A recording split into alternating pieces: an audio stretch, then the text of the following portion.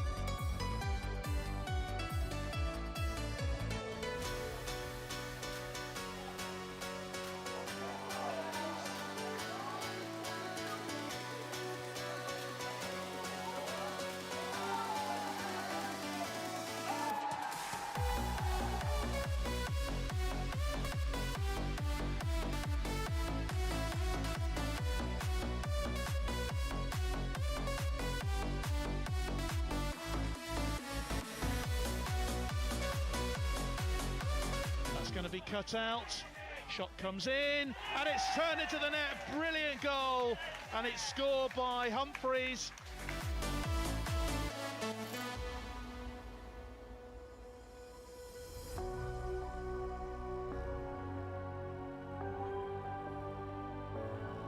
Chance, yeah, onside is more. Gets the shot and scores. Well, that's the third goal.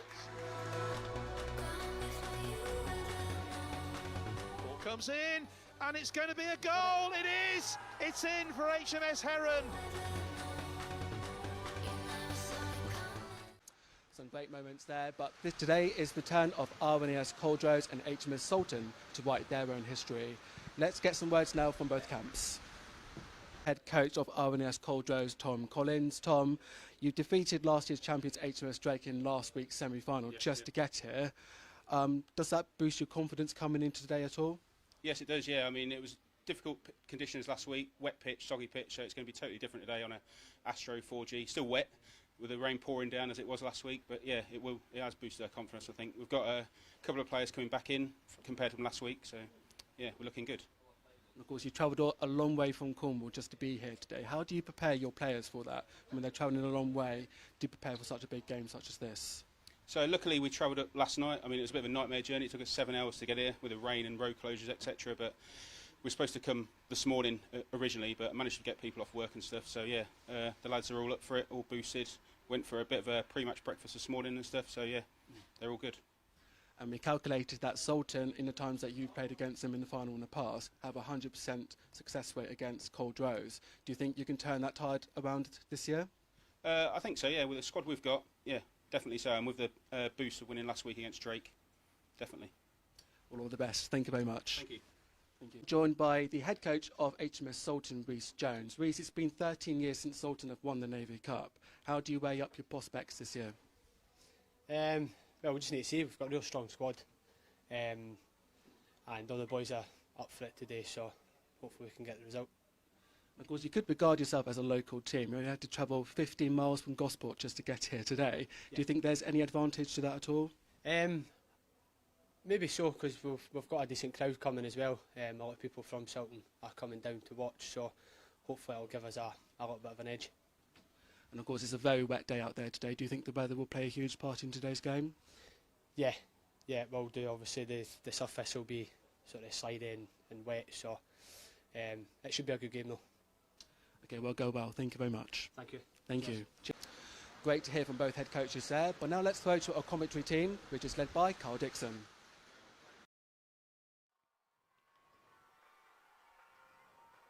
Thanks, Craig. Welcome everyone to the 109th Royal Navy Cup final. And you might be thinking, well, it's not a warm summer's day like usual years. It's definitely not. We've been moved to January. It's cold. It's been very wet here today, but just as we come on air, the rain has seemingly stopped. It's windy, but that does mean a cup final in those conditions might just be a bit more tense than usual.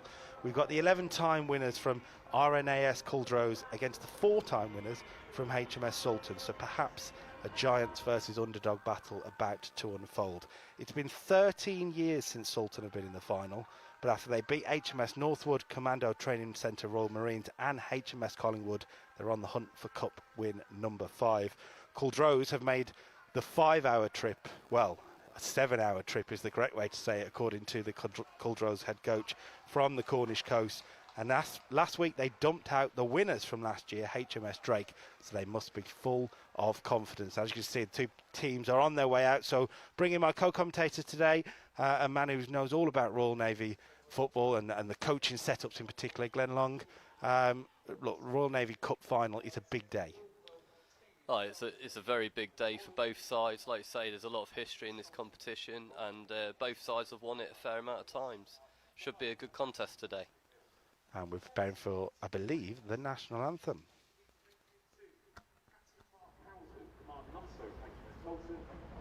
We are expecting the national anthem any second. That's why there is no handshakes at the moment. But in fact, we're going to go with the VIP handshakes, which gives us a moment then to run through the two teams instead then, shall we? We'll start with Cauldros, who we believe are probably the favourites for this one. We know the history says they've won it more times than, obviously, Sultan. But you look at some of the names on this team sheet and you've got Royal Navy senior team pedigree here. You talk about Dan Greet, you talk about Cameron Quirk. There is some real talent in this team that if they can get control of it, they should be comfortable today, you'd hope. Yeah, I think, like you say, they've got some experienced players in there in the Cauldros side. Although, having played against Sultan in the first round for Northwood, I've seen that they've got some youth and some quality players too that should be a good challenge and make it a good game today. Well, Sultan is kind of the opposite end of the scale. There's not many names that we recognise from within Royal Navy football, senior or under 21s. Possibly Sam Barker is one, if it's the Sam Barker we're thinking of, but the rest are all brand new names, and that brings excitement of its own. This is a team that have come a long way in this tournament from the eastern side of it and are expecting big things as the national anthem finally comes.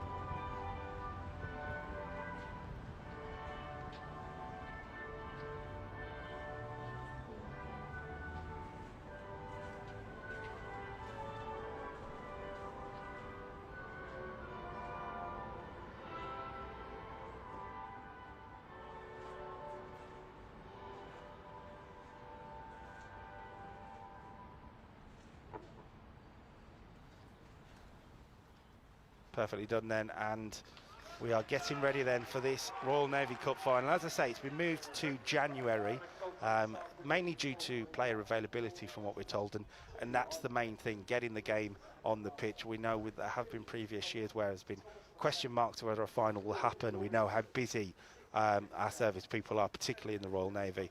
So it's great to see it happening here at Havant.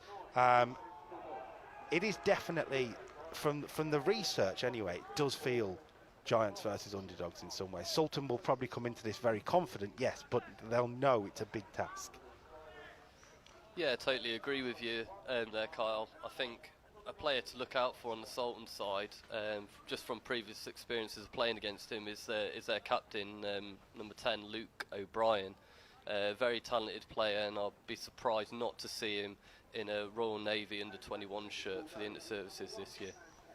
Well, Sultan will be in the maroon, they've called it, and yeah, probably just about a maroon, while Cauldros will be in the blue and white. Some people might be saying, Cauldros, isn't that not HMS Sultan? We'll delve into that as we get into the game, but yes, it is the same team. One stat that I think Sultan fans can take real hope and confidence from, this particular fixture has been a final twice in Royal Navy Cup history. Both times, Sultan won. So whether that means anything, we'll find out in about 90 minutes or so. If it's level after 90 minutes, I can confirm we will not have extra time. We'll be going straight to the lottery of a penalty shootout. So let's see whether we even need that. Yeah, Kyle, I have it on good authority as well that the Cauldros kit has been bought specifically just for this competition. So those normal Cauldros kits that are usually worn are not worn for the final or not for this competition. So that's why it's a different kit for those of you watching. They do look sharp in that blue and white, to be fair. So I mean, fair play. It's worked out for them. Two captains then taking the pre-match decisions, and I don't know whether it's just because we are in the stand opposite from where we usually are. As you can see, we're in this brilliant media gantry now at Havant. Is it a pitch on a slope? It does look like a slight slope, yes, I agree with you. Does that go into a captain's decision? Do you want to be kicking one way or another, or? I mean, it can be taken into a captain's decision, definitely. The manager might say that they want to attack down the slope first half to try and get a lead and then hold on in the second half. But with this weather as well, I don't know how much of effect the slope will have, to be honest. So HMS Sultan will kick us off then, looking for a first Navy Cup win since 2003. That was their last final two. They won that one against HMS Collingwood, but 13 years later, they are looking to do the same here.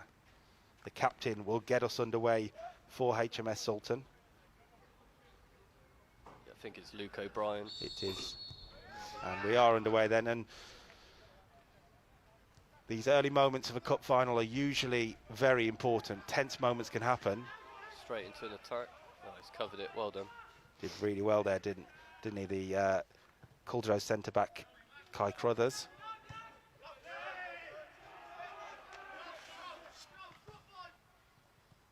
Just a bit of a bitty start, but Cauldros get it underway.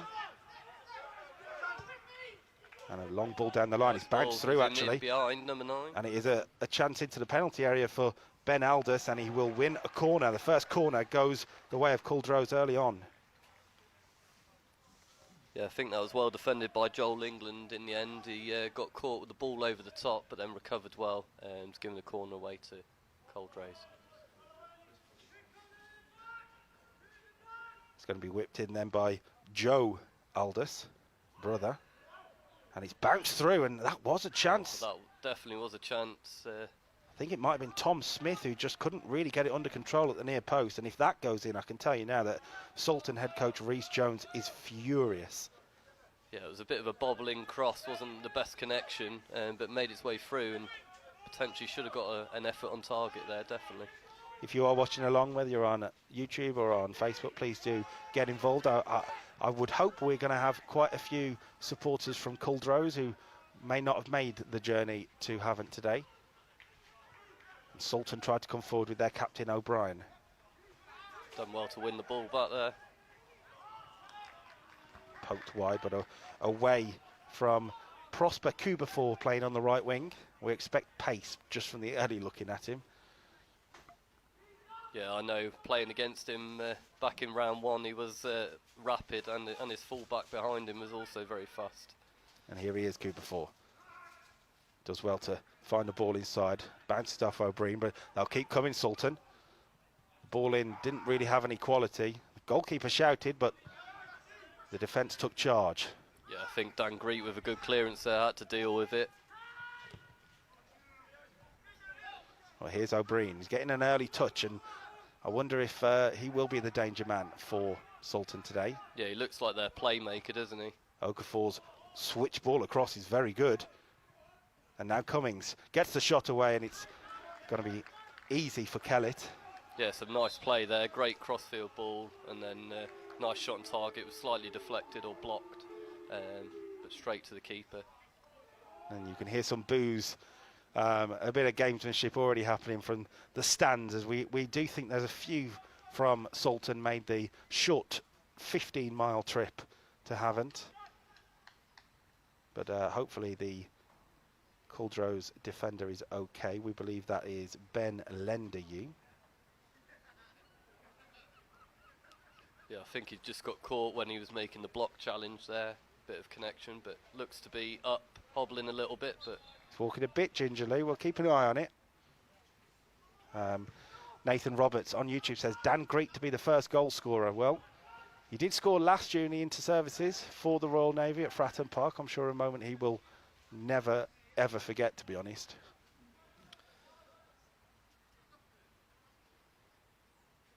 The ball's just disappeared away from behind the stand, but a chance for a throw-in. With the 90s being back in style with Premier League and Football League, can we see a long throw?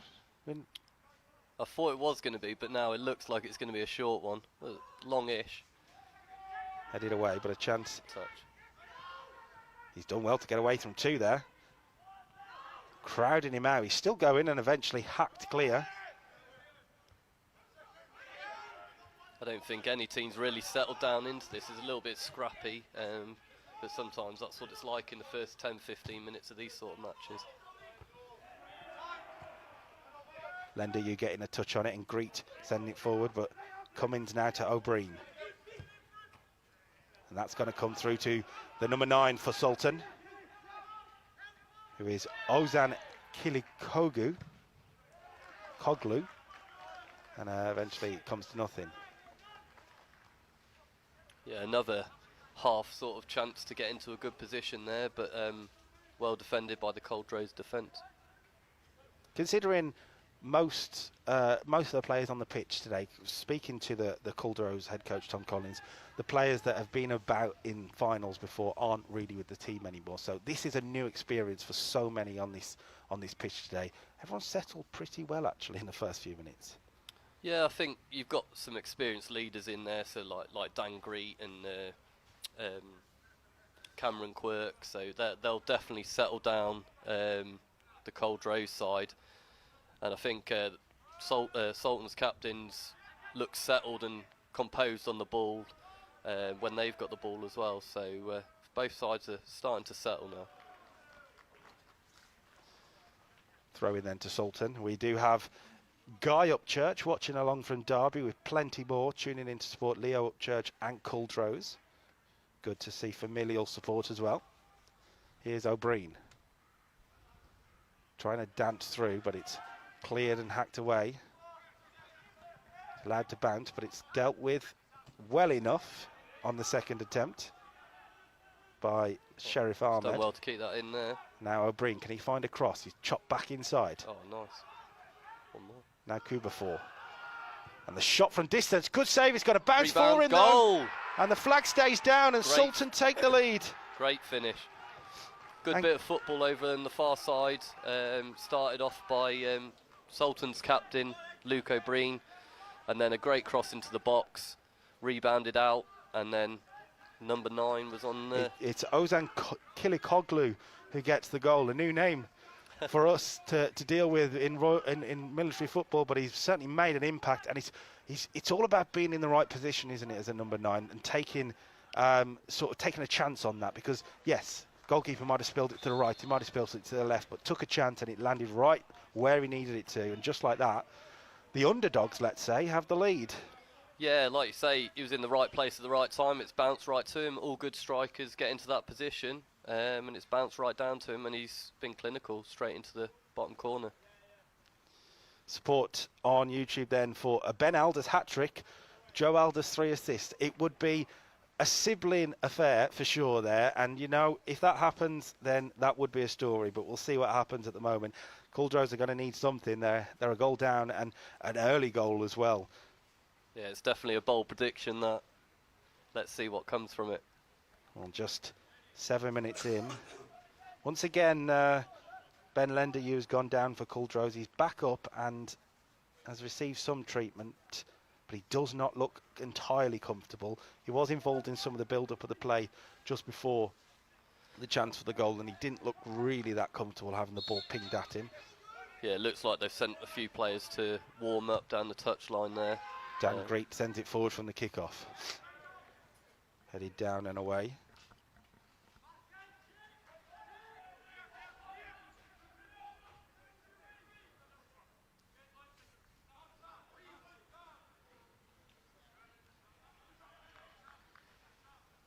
Well defended there. Looks like we potentially could have a long throw from this again. It seems to be loaded up. I told you the 90s are back. Levi Dendy says he expects 11 to be the first goal scorer for Cauldros. That would be Joshua Robbins. So we'll keep an eye on what happens here. The attempt for a shot. I think he's realised he can't quite get the long throw in, but he's bounced through and maybe a chance. It's cleared up by the Sultan defence. Could have been a chance there again, just a little bit of a better touch, and Cauldros could have been in.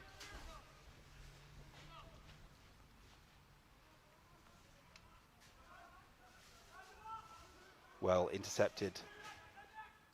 Now O'Brien brings it forward. He certainly already is starting to be the playmaker for Sultan.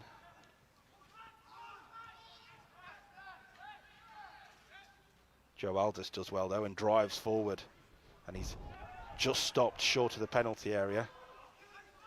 There is a wind here at Havant, which is playing a bit of havoc, as you can see with that one, and there is a player down on the right hand side, by the way, not looking in a great position at all. I don't think the referees notice, and that is Prosper Kuba 4. And the ball has gone out of play, so he can get some treatment. I think it was an instant off the ball that happened, but I didn't really see exactly what happened there. It's never nice when you see a player face down on a pitch, but it looks like he is just going to receive some treatment. And I know Cauldros are already preparing a substitution, so sad news for Ben Lenderue, who will not be able to continue early on. He is replaced by the number 18 Ashley Spinks. So a goal down and already having to re-sort out your defence. It's not the start that Tom Collins was looking for at all. No, definitely not. But if he's not fit to continue, you have to, as manager, you have to make these decisions early. Because if he left him on and they conceded another one, then it's 2-0 down, and then you potentially make the change. So he's had to be bold and make that change early on. Right, to throw in on the near side then. And it's going to be Joshua Robbins who leaves it for our new substitute, which is Ashley Spinks. We've got him as 18, but I'm guessing because they had new shirts for this competition, they could only afford so many, so he has taken on the number 2 shirt of Ben Lenderue. But that is Ashley Spinks wearing number 2. Headed away and out.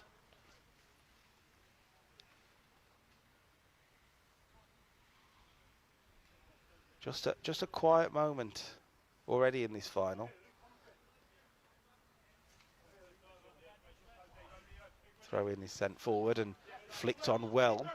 But it's not going to lead to anything all the way back to Sam Kellett, who sends it forward for Cauldros, and that's a really nice flick and return. Excellent work from Cummins. Cam Quirk dribbling, great ball through. A chance. Oh. And it's going to be cleared. Well Really cleared good off the defending. line there.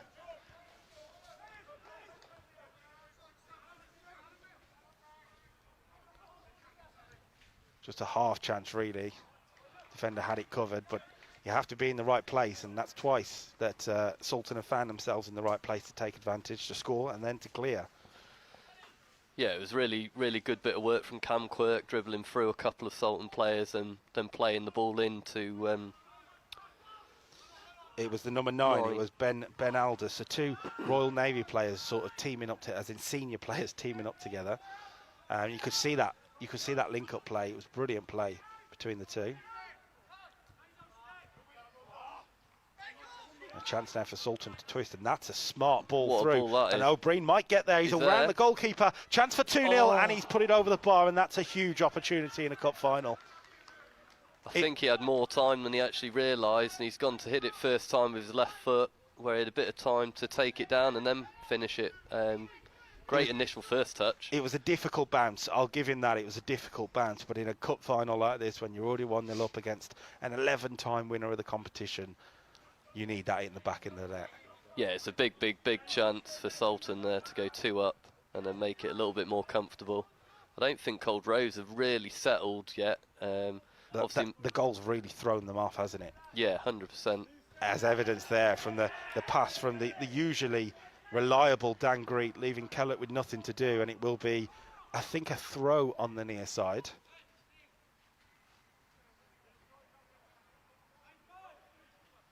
In fact, I think it might be a corner the way the teams are shaping up. Bringing forward the number 18, Lewis Bridle, from the back. He certainly looks like someone who can provide the aerial problems for Cauldros. Corner to be whipped in then. Keeper's come and got a good punch on it. It's as far as Cuba 4, and that's wild. Yeah, he's gone for the spectacular there, and he's just come off the outside of his boot and gone off for a goal kick, unfortunately for him. Sultan must be super happy with their start here. They've got the goal. They arguably should be 2-0 up. They've defended pretty well at times when needed. I know it's still only 13, 14 minutes into the game, but they've made a lightning start, really. And they've won the ball back here as well. Oh. And now Cuba 4 looking for O'Brien. Just overplayed it a little, really. They just look a little bit sharper at the moment. Yeah, I think every second ball or every first ball they seem to be winning. A little bit more lively. What a run this is, by the way. Plays it off to Lovely O'Brien. And that's a smart ball. Asking a lot of Cuba 4, but Cuba 4 will give everything to get there. He doesn't. And it'll be a goal kick.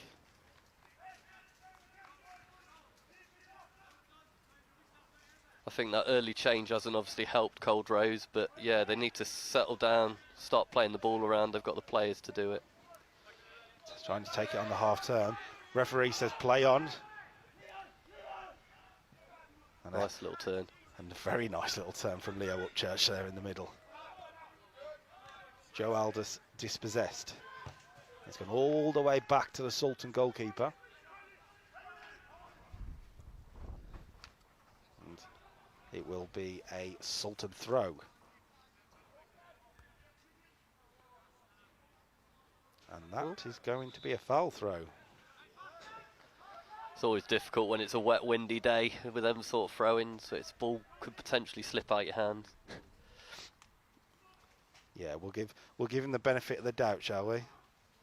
On that one for Isaac Beckford, and that will be another throw now for Cauldros, who need to find a way back into this game. Comment on YouTube saying it's their first time seeing live sport from BFBS.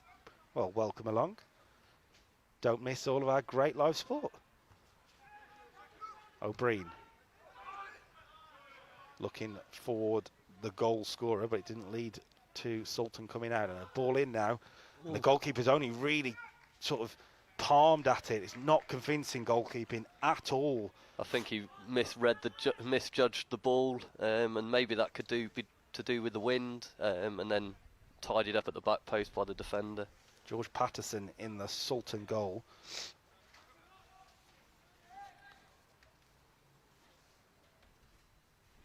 It will be a corner then. Could be an opportunity for Dan Greet, potentially, header. It could be. And it will be Cameron Quirk to deliver, a man that we know has the ability. It's lofted towards the back post. Keeper's come again, got nowhere near it. Bouncing around, and there was a slight shout for a penalty, but would have been very harsh. Oh yeah, definitely not a penalty there. Long kick forward then. It'll bounce right to the other number 1, Sam Kellett. And he's all yellow. And now Greet.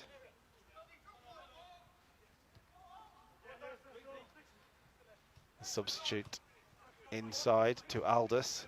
And Aldous Nice ball. on for Quirk. And now Cameron Quirk races into the penalty area. It's a really smart challenge. It's still alive. The keeper's had it bounce off his face nearly. Really smart challenge in there, by the way, from the number 4, Joel England again. Really good defending for Sultan. Yeah, I think that's the second time he's made a really good challenge right at the death. Got another Cauldros player could have been in. Upford loses out, and O'Brien sends it forward, and there might be a counter-attacking opportunity here. If they can use it smartly. Cummins wide now for Cuba 4, who's just had to backpedal, and the momentum has just stopped for a second, only for a second though. That was a shot, not a cross. He just lost his footing at the end. Yeah, it's a beautiful turn. and then unfortunately just didn't get the connection he wanted with that shot. Looped up to the keeper's hands. Bit of a wasted clearance and a groan on the sideline as once again Cauldros don't take care with the ball. We are still only under 20 minutes in, but it is 1-0 so far to what we'd consider the underdogs in HMS Sultan, maybe proving they shouldn't be. Yeah, I think Sultan have settled really well. They keep getting the ball through their playmaker, Luke O'Brien, and he's creating chances left, right and centre. Pottinger couldn't bring it down, but they've done well to work it, and that's just slid through, and he wanted a free kick, he didn't get it, but for a moment it was really good centre forward play. Pinned the defender, tried to spin, yes it didn't work out, but he's really starting to impress up there, the goal scorer, Ozan Kilikoglu.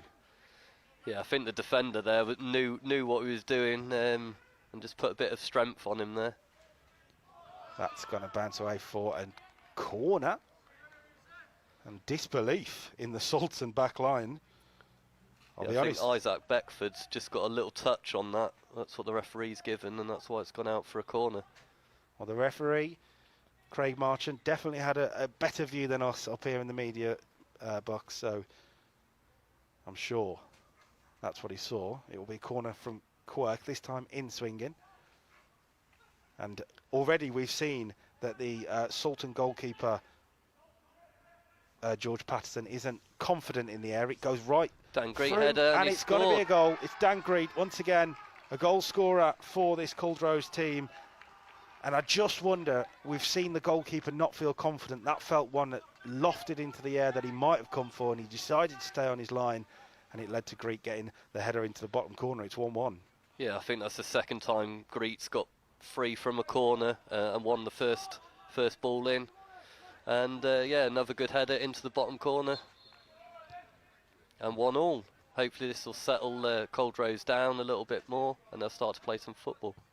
I do think it's that little bit of quality that Cauldros have got. Brilliant balling from Quirk, and the header, it looks easy, but he's made it look easy there, Dan Greet, by finding the corner, bounce down and in. Oh yeah, it's quality balling from Cam Quirk, that. Really good ball. And a good finish to go with it. Here's Ben Aldous, wanting a throw, doesn't get it. And now it's Sultan's turn to try and just switch back on after a blow. They've done really well in the first 20 minutes, but I think they'd be disappointed to be drawing still. They've had the best opportunities, and probably should have gone 2-0 up with that O'Brien chance, and then Cauldros have come back and made it 1-1. So yeah, after a promising start, back to 1-1. Here's Ben Aldous. It's nipped away and cleared away, headed down by his brother Joe. Ben Aldous on again. It's just got a little bit scrappy in there, but it'll fall for Ben Aldous, and it's not connected with that at all. Again, that's another chance for Cauldros there. I think they've finally got themselves back into this game. Here's Cuba 4. It was really good hold-up play once again from the striker for Sultan, Kilikoglu, but it led to nothing.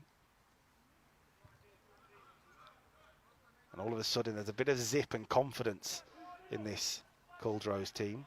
There's a massive gap in the middle there where O'Brien's pushed forward, and it looks like Cauldros are trying to play a little bit longer to miss out O'Brien into that middle area where they can get a bit of luck, which is where they got the corner from, and then subsequently the goal. Throw forward then, headed away by Joe Aldous. O'Brien, whose miss, by the way, all of a sudden feels even more important now that Cauldros have levelled it. Yeah, I know he'll be disappointed with that, but it's time to pick your head up and go again, isn't it? And keep creating them chances. It runs through to the goalkeeper.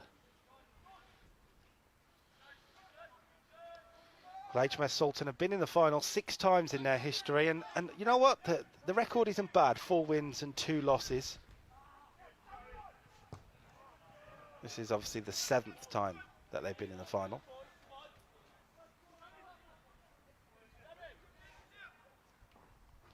home of the Marine Engineering Training Group and the Royal Naval Air Engineering and Survival School. And they've got a chance maybe to build an attack here. It's asking too much of O'Brien. Certainly the key man for them. That's one in the midfield as well. Well, that's a smart turn. Oh, I don't know if he meant it, but he'll take it. Oh, what a ball. Great ball over the top. And, well, the flag's gone up there. Looked a lot closer, but yeah, the linesman's got a better view than us, but looked onside from up here. Certainly an interesting call. Looked like a quality pass as well,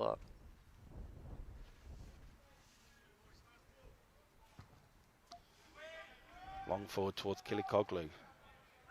Headed away well though. Now O'Brien asking a lot and not getting the result.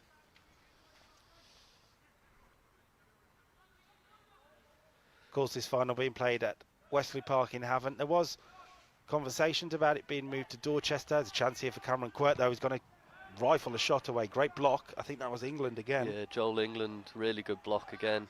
He's been playing really well today. Now Joe Aldous. Cameron Quirk spins really nicely. He's just looking for a pass, I think, and it'll fall for Joe Aldous. Oh, that's a big chance. One who usually finish from there, inside 12, 16 yards. He did really well, didn't he, Cameron Quirk, to spin away. And I think he just took a moment where he thought, maybe I should shoot, maybe I should pass. There wasn't a pass on, but it worked out to create the opportunity.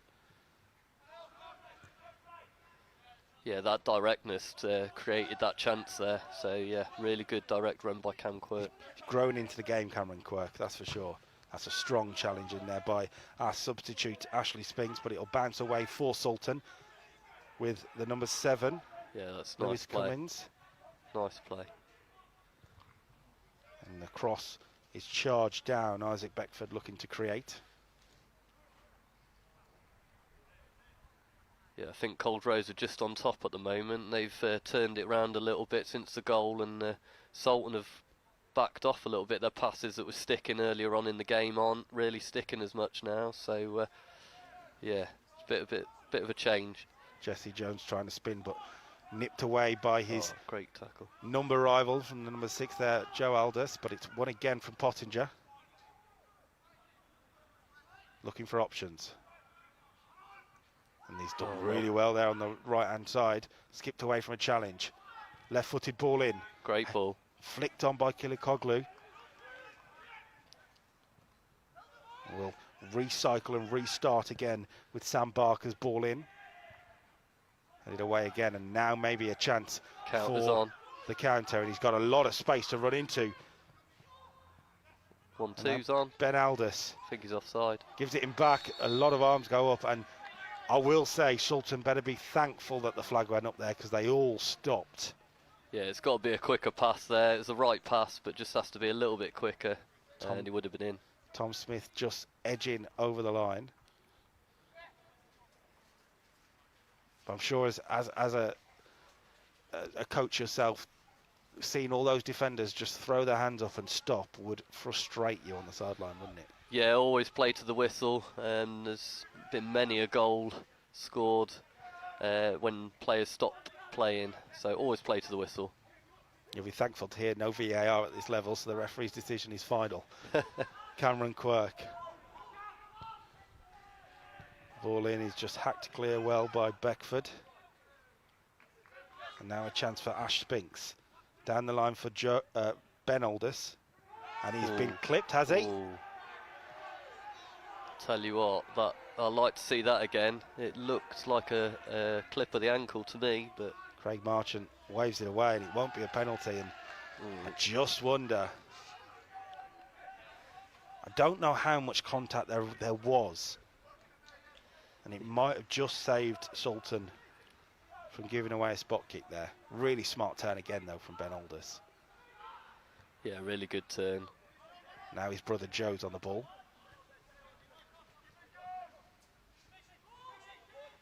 And Spinks looking for the ball in. That is. Oh, What and a it's goal. a brilliant finish. Cam Quirk, what a finish that is. Great finish. I thought for a second that he just completely miskicked the finish and it was going to go wide, but he's found the corner. A great ball in from the substitute Spinks, and well, Cam Quirk comes up with something, and we've had a complete turnaround. The 11-time winners are in front. Absolute fantastic finish there from Quirk on the first time volley into the bottom corner. And that's what you get with the experienced Navy players. You've got Dan Greet who's scored, and now Cam Quirk. So makes Cauldros 2-1 up. You'll have heard in my voice there was a bit of a confusion that it went in, because I think even Cam Quirk will admit afterwards he didn't catch that how he wanted to catch it, but it worked out perfectly and left the keeper no real chance at the near post. And now the pressure is on Sultan, who has shown real bright sparks, but sometimes the talent just pays off, and that's what's happened in the end here for Cauldros so far. Yeah, I think Cauldros, although they're on top now, Sultan has still got the qualities within them to bring this back. So they just need to keep believing in themselves, keep playing the passes that they're playing, and doing what they're doing, and create some more chances. Here's Ben Aldis.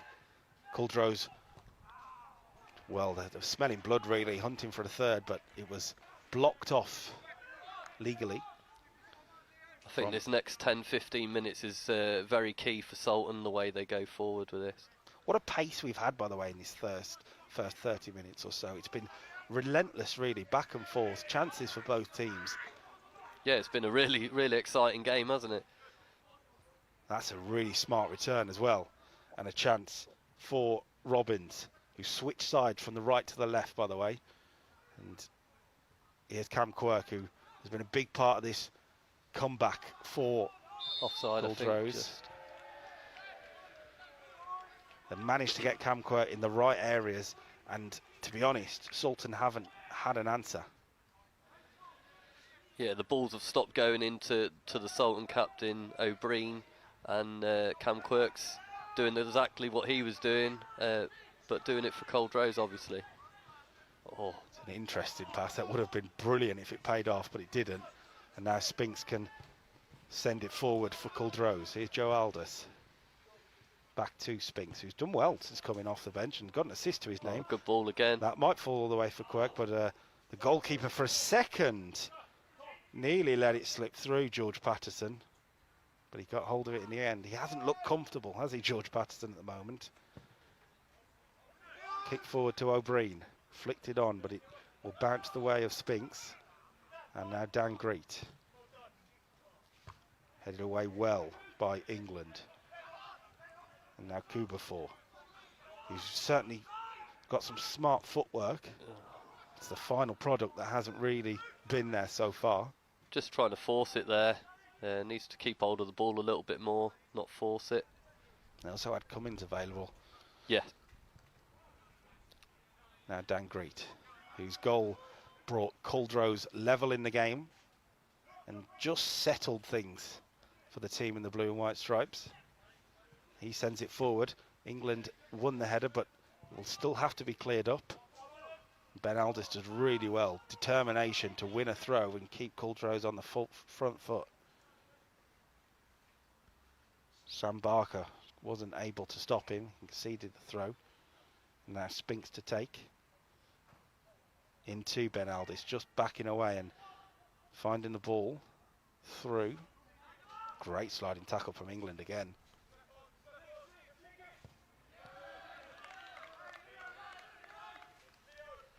I'm sure the Royal Navy senior head coach, I haven't seen him at the ground, so I'm sure he's watching on somewhere, Chris James, and well, there's certainly some talent out there to keep an eye on if he's not already aware of them.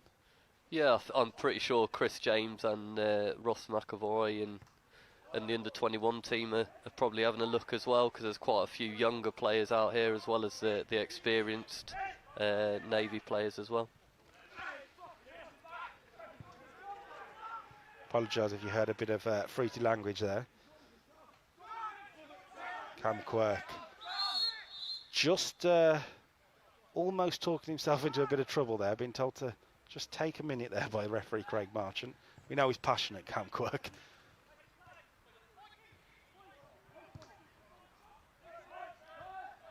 the moment, Sultan just want a little too long on the ball each time, don't they? There's an extra second they're taking, an extra touch they're taking.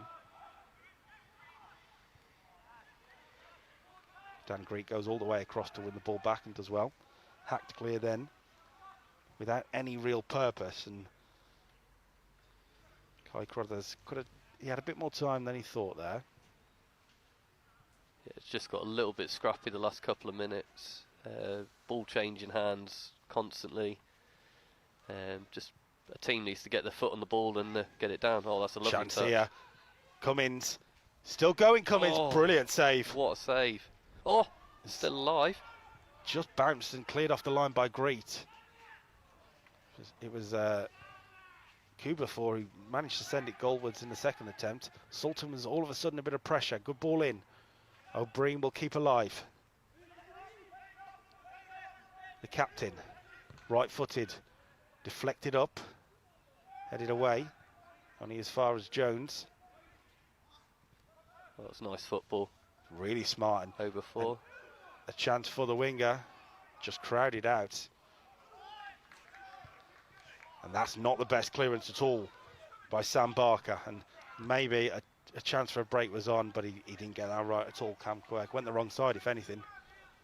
But a really great opportunity. And by the way, that save by Sam Kellett to throw the left arm up, that's an instinctive goalkeeping save, isn't it? Oh yeah, it's a really, really good save, and it's kept his side ahead. It's a really good save, and then he was reactive to the second one as well. Although it was Dan Greet that cleared it off the line. Cauldros then with Quirk. What a spin.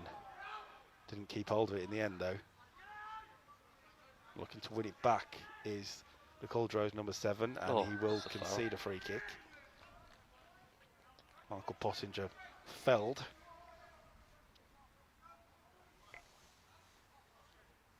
Well, we've had a cracking first 35 minutes or so here, but the Royal Navy Cup final is still in the balance at 2-1. Miskicked. He'll stay alive there. Good touch. Really great touch. Didn't come to anything in the end. Aldous with a strong challenge and out for a throw. Sam Pettit, the first time we get to talk about him, having to deal with Prosper Kubafor, the Sultan winger on the right, who is proving to be a bit of a test. Yeah, he's lively. I'm just seeing that chance again from Oberfor. The keeper did manage to get a touch on it before Dan Greek cleared it. So, yeah, it was a really good double save from the keeper. It's kept the score 2-1. Good ball through towards Cummins, but it's cleared away well, or mopped up nicely anyway. Yeah, Sam Kellett with a double save that, again, could prove to be hugely important. The truth is, Sultan have had the better chances in the game. They find themselves 2-1 down now. Quirk throwing the shoulder and lofting it forward. Has to be careful, the defender here, and he ends up losing out to Ben Aldous. And a chance now for Culdrose to hunt for a third.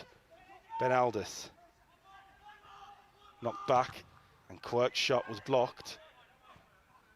And there was a strong challenge in there. Now Spinks already got 1 assist. He won't get one with that done. Yeah, I think the Sultan front 3 are staying up. So if Cauldros can get it up quickly and get it wide, there's definitely space in behind. They've got pace as well, haven't they? The number 9, Ben Aldous, doesn't look like someone you think who's going to be a really quick striker, but his acceleration is pretty impressive so far. Yeah, definitely. Now Barker bringing it forward.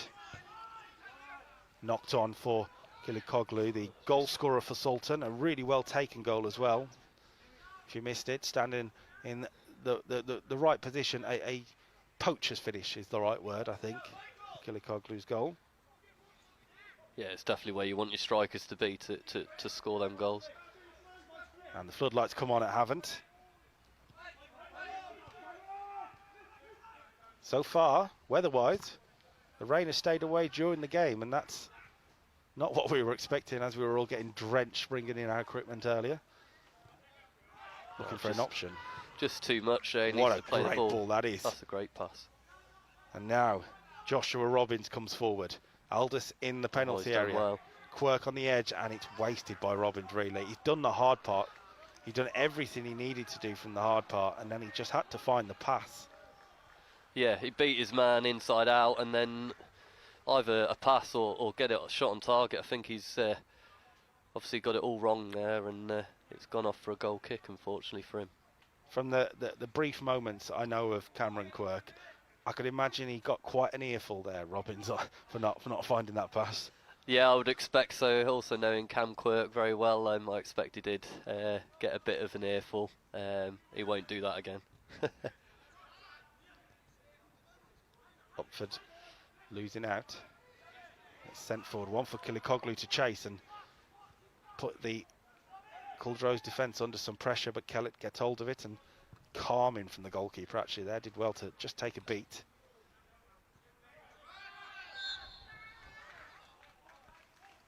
It'll be a free kick though, just held him back. Did the right back Isaac Beckford. And there has been a change, hasn't there, really, from the start of the game. I wonder how important that has been to move Joshua Robbins from the right to the left. He wasn't involved in the game at all on the right hand side. He's been involved a lot more on the left. In that time we've seen the 2 goals go in. Yeah, it's something that managers do quite regularly, is swap their wingers, and if it's not working one side, then it might work on the other side, and he's definitely had a lot more of the ball and opportunities on this side. Now Joshua Cummings for Sultan finds the captain O'Brien, and O'Brien's pass I tell you what, it would have been a beautiful ball 3 for Sam Barker, but unfortunately he hit Kilikoglu's legs and ended any chances of it.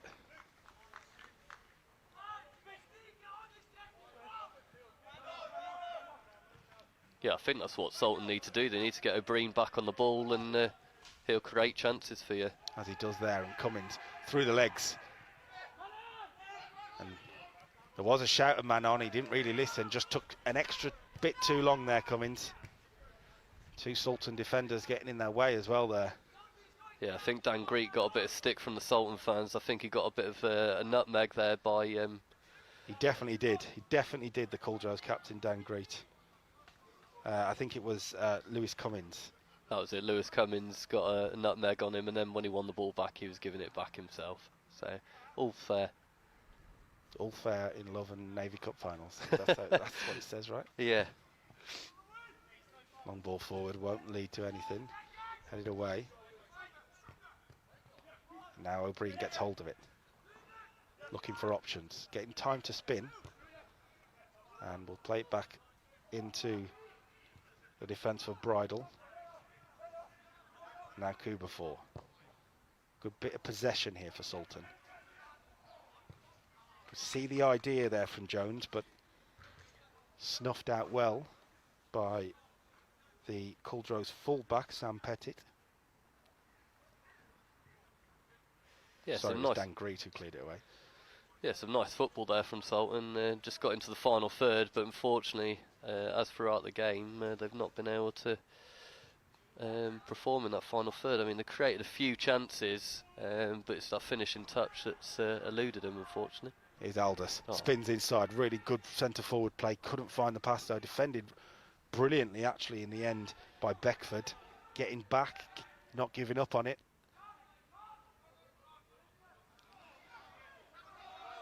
They're looking a little bit lost for inspiration at the moment, Sultan. Every time they get the ball, there's someone looking up for an option and just not playing by instinct, just playing too much in their heads in a way. Yeah, they definitely need to settle back down and do what they were doing in the first 10-15 minutes. And again, I think it's key to get O'Brien, keep him in the game, get him into them spaces, and he creates stuff for you.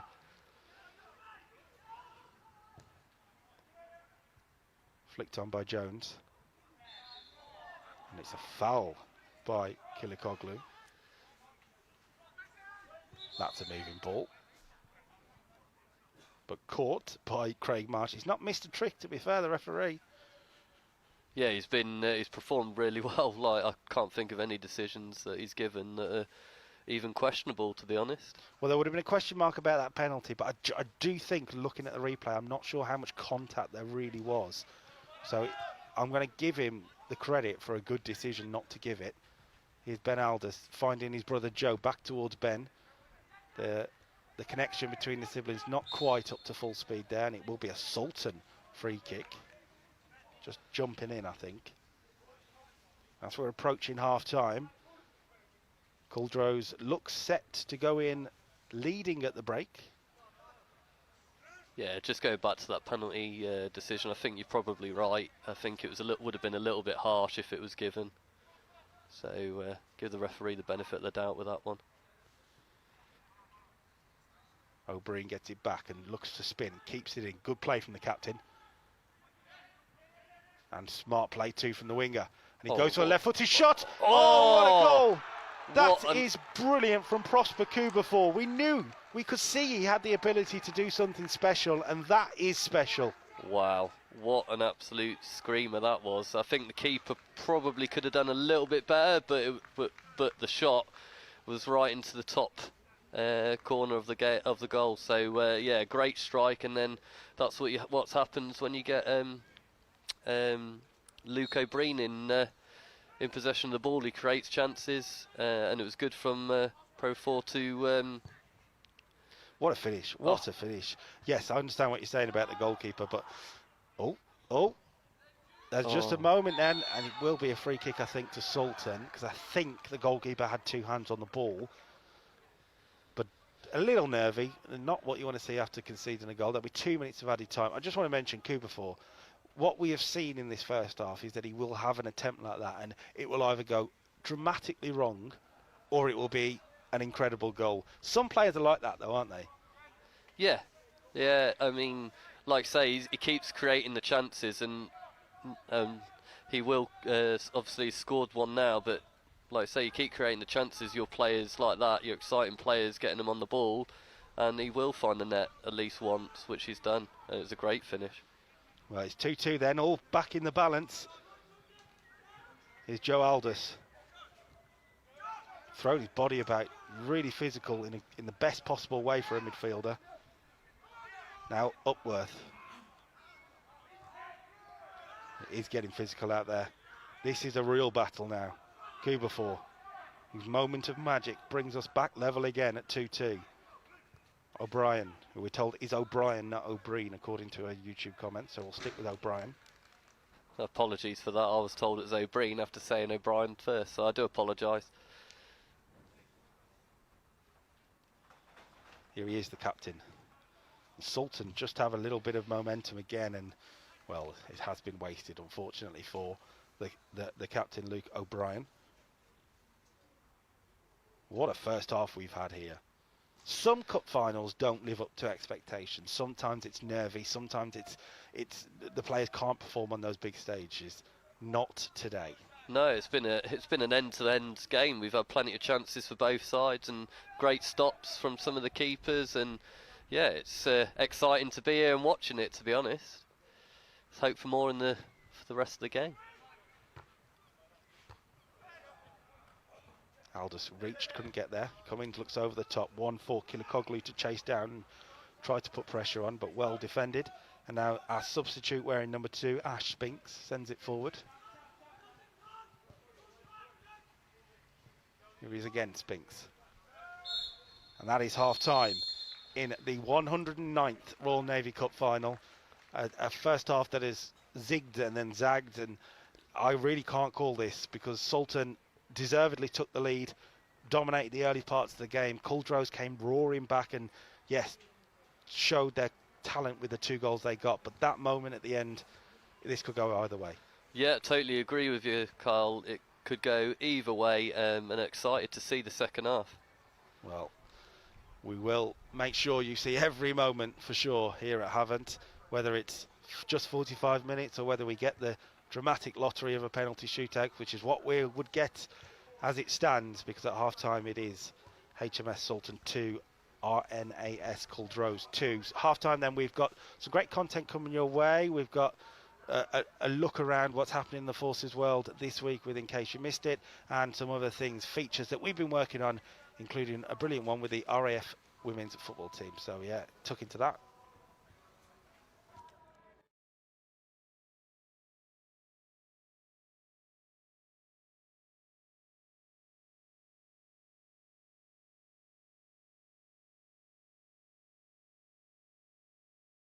It's a goal, John. It's the shot and scores. It's the goal that's going to settle this Royal Lady Cup final, surely.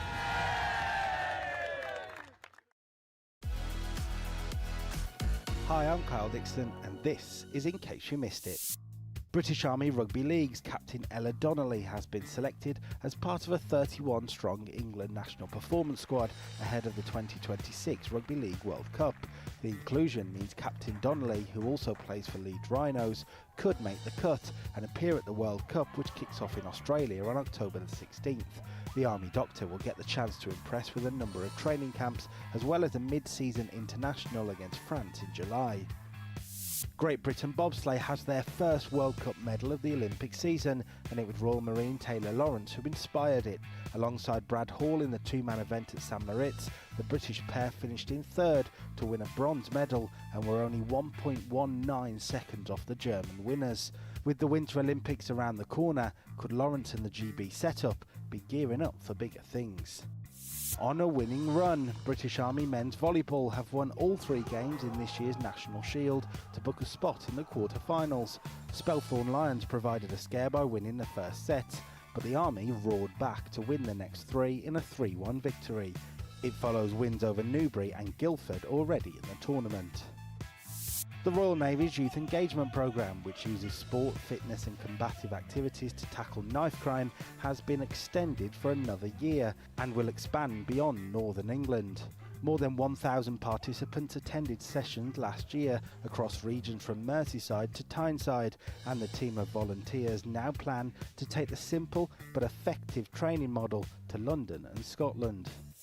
Army darts champion Jasper Scarrett has narrowly missed out on a PDC tour card.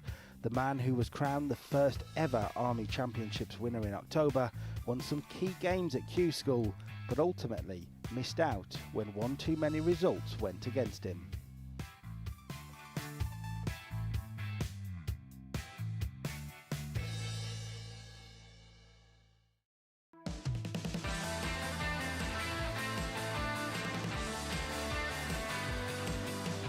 This is the fastest racket sport in the world. Explosive, precise and incredibly physical, and it's taking off inside the brigade of Ghurkas. So much so, the Ghurkas Badminton Championships are back for the first time in nearly 30 years. The competition was last played in the 90s when the Ghurkas were stationed in Hong Kong. But after the handover of the former British colony to China, it disappeared. Until now. During the Hong Kong times, there were, badminton used to be a very popular sport in the Brigade of Ghurkas. Since the independence of Hong Kong, when, the Brigade of Ghurkas units and cap badges moved over to the UK, it basically discontinued for some reason. And so I just pressed the play button and trying to, reignite and start what was basically paused for about 27 plus years. Badminton enjoys a strong following across Nepal, where it is appreciated for its low-cost accessibility in both rural and urban communities. It was also one of the only sports that was allowed to be played during COVID, where participation across the country increased exponentially. So after COVID, when everyone had to maintain social distance, and the badminton was pretty much one of the only very few sports that was allowed to play during COVID times. I think then everyone picked up badminton, and so I think the level of players has grown up quite in a significant number. To play the sport, and to be active physically, badminton is the sport to go to. I mean, it's one of the fastest racket sport in the world. And statistics-wise, after squash, I believe, badminton is the highest calorie burner. If you measure it per hour, it comes up, it's right up there. And so you're burning calories, you're maintaining your fitness, you're becoming agile, your hand and eye coordination. So they're all different benefits to badminton, and so it's very popular. In the open singles and doubles tournaments, all eyes were on this man, Private Bishaba Ghurka from the Queen's own Ghurka Logistics Regiment. A former Nepalese international, he is the current Army No. 1 seed and has competed in big tournaments such as the South Asian Games. He went on to comfortably win both the men's singles and doubles titles. Of course, you're now coming through the ranks in the British Army in badminton now, and where do you see your future going? Do you hope to maybe represent Nepal again one day? Yes, I was asked to represent NRN UK for Nepalese national championship as well. So hopefully in the years to come, I will train and then go there to represent NRN. Yeah, that's my plan. So, a new lease of life for the sport of badminton in the Brigade of Ghurkas, which is now cementing itself as one of the staple sports among these elite soldiers. Craig Tilley, BFBS Forces News, Aldershot.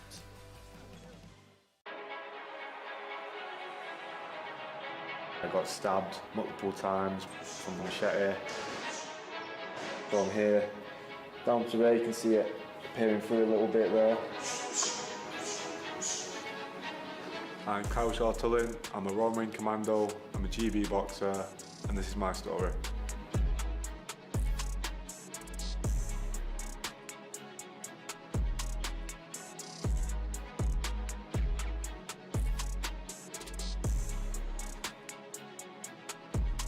I think I was in the ICU for 2 weeks initially. Just don't really remember anything at that point because I was just asleep for 2 weeks. I was just on so many very strong painkillers. But that weren't the hard part, that was probably the easy part. The hard part was probably rebuilding from that mentally. 17 years old, I couldn't really carry myself. I thought I knew the world, didn't.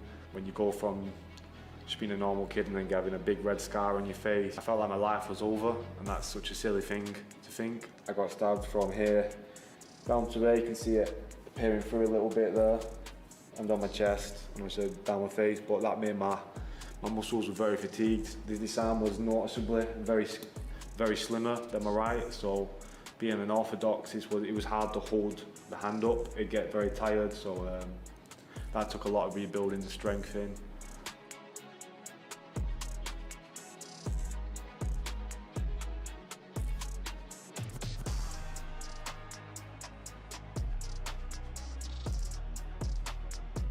Made the best decision of my life, which was to join the Royal Marines.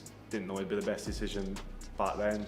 Didn't realise what I was getting myself into. It was very, very tough, but that's what really made me who I am. It's definitely a very tough course, very demanding. It's full on, whereas boxing, I would say, is performance-based. Marines is more survival-based. Make it to the next day and look after the lad either side of you. I always tell people it's the proudest thing ever that I ever did. I achieved my greatest achievement in life already. Nothing will ever come close to my green lid. Not an Olympic medal or anything else in life. It'll always be my green lid.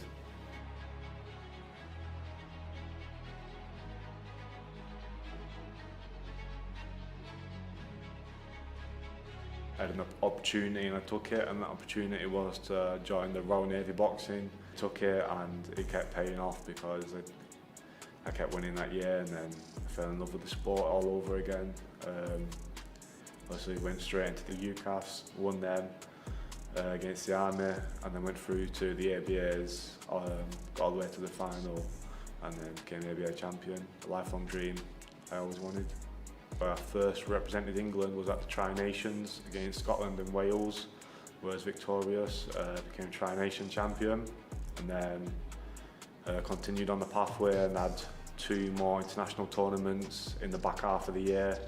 One in Tikal, Spain, where I got a silver medal, and finished the year off in Zagreb in Croatia, and 3 fights and got gold. What is your long-term dream in the sport? My long-term dream is to go to the Olympics and win an Olympic medal, gold. But my ultimate goal in the sport is to, whenever I give it up, just to say I give it my all and I did my best. It's surreal to come from the estate in Oldham that I have. Like, I can't think of anyone who would have done that in the circumstances that I have and gone through the stuff that I've been through. I just think it'd be an amazing personal achievement, but I think it'd be a great inspiration for everyone coming up in low-income council estates like myself. If you were able to tell your younger self something, what would you say? I would just say, experience is key. Can't rush nothing in life. Everything is teaching you a lesson for good and bad, and always see the glass as half full.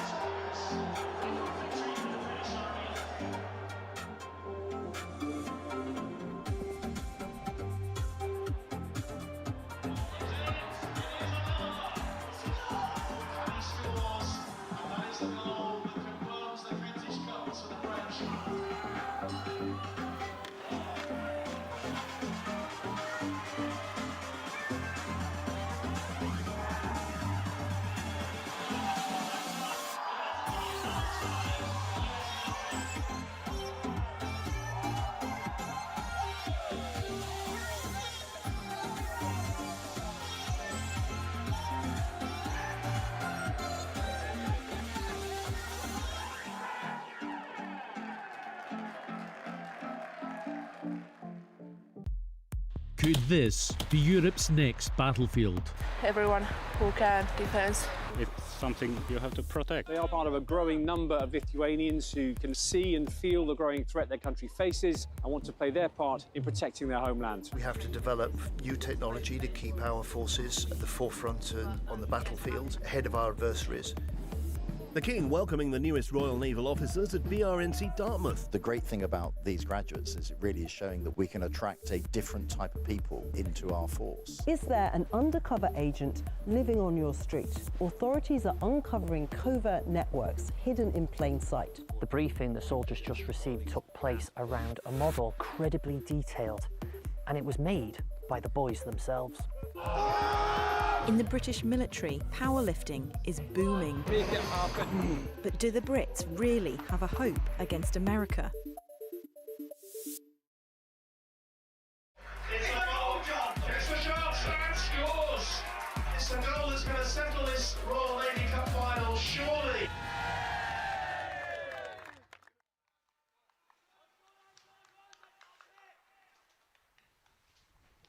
Welcome back then to the Royal Navy Cup final, and what a cup final we have at the moment. 2-2 at half-time, a comeback, a brilliant goal. We've had it all, and you're joining us just in time for the second half here then, and it will be Cauldros to kick us off underway for this second period, if the wind and the ball lets him anyway. Glenn Long, you've joined me once again. It's a really classic game at the moment. I don't want to put the jinx on it for the second half, but that first half was brilliant. More of the same, please. Yeah, definitely more of the same, and hopefully it will be another end-to-end half and get a few more goals in it. Dan Greet's ball forward automatically goes out of play. If you're watching along on YouTube or on Facebook, please do get involved. Let us know who you're supporting. Are you hoping for a Cauldros 12 or a Sultan 5?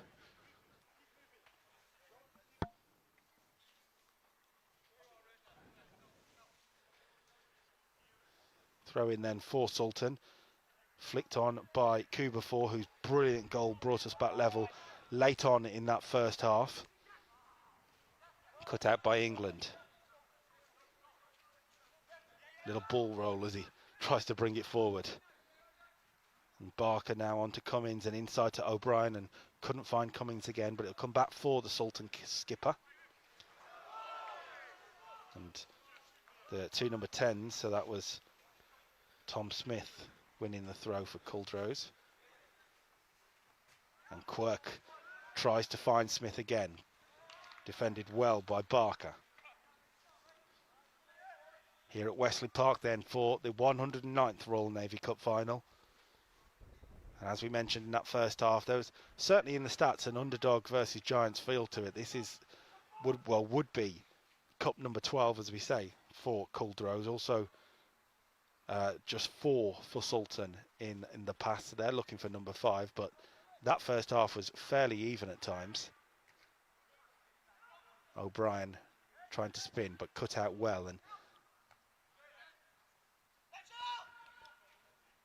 I think that's been a change, by the way, in the centre of midfield for Sultan, for Cauldros. We'll get to it in just a second, though, because Cummins comes forward for Sultan. Oh, nice. Brilliant run, but cut out in the end, giving us a chance then to look at what that change will be. And I think Nathan Collett's come on into the midfield for Cauldros, and I would assume, as the ball goes forward, and it will be a goal kick, I would assume that it's Leo Upchurch that has gone off. I can't see him out there. So I think Leo Upchurch, who was wearing number 8, has gone off for Cauldros. In comes then Nathan Collett. So the Leo Upchurch fan party will be disappointed, as the shot from Quirk is, let's say, well, hopeful. Yeah, he's not hit that the way he wanted to.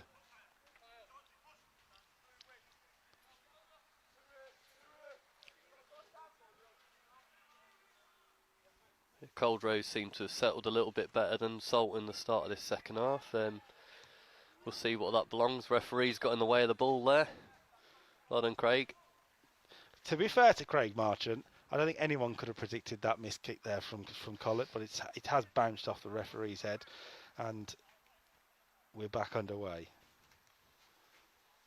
This is the 5th final Royal Navy Cup final to be played at Wesley Park. The first one back in 2022. Of course, many others over the years have been at places like HMS Temeraire, as you may have saw at the start of this broadcast with some of the goals.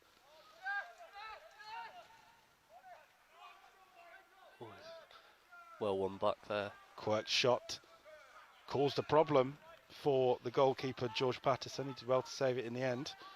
So 2-2 at the break. We could be in for a high-scoring final. That's what we're hoping for anyway. I don't know if we'll quite beat the record of 1953, though. 6-3 at Fratton Park, Portsmouth. I'll take 9 goals. That'll be a bit of a thriller, that. We'll definitely take it. If it stays the same, we will be deciding this on penalties, by the way. No extra time. So it will go straight to penalties. And the Royal Navy Cup final has been decided on penalties 5 times, including back in 2020 when Cauldros last won the Cup. So I don't know if that's a good omen for them or not. Have these two ever met in the final before? These two have met in the final. See, I'll set you up. I like you looking at my notes. That works. Yeah, these two have met in the final twice before, and Sultan have a 100% record, winning twice, as we mentioned. It was 1988 and 1997.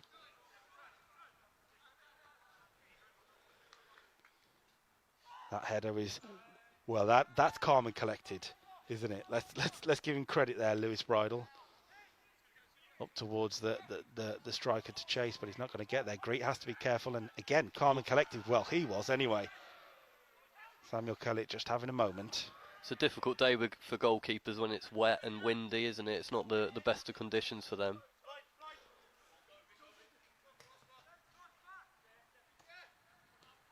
Well won in the middle by Aldous.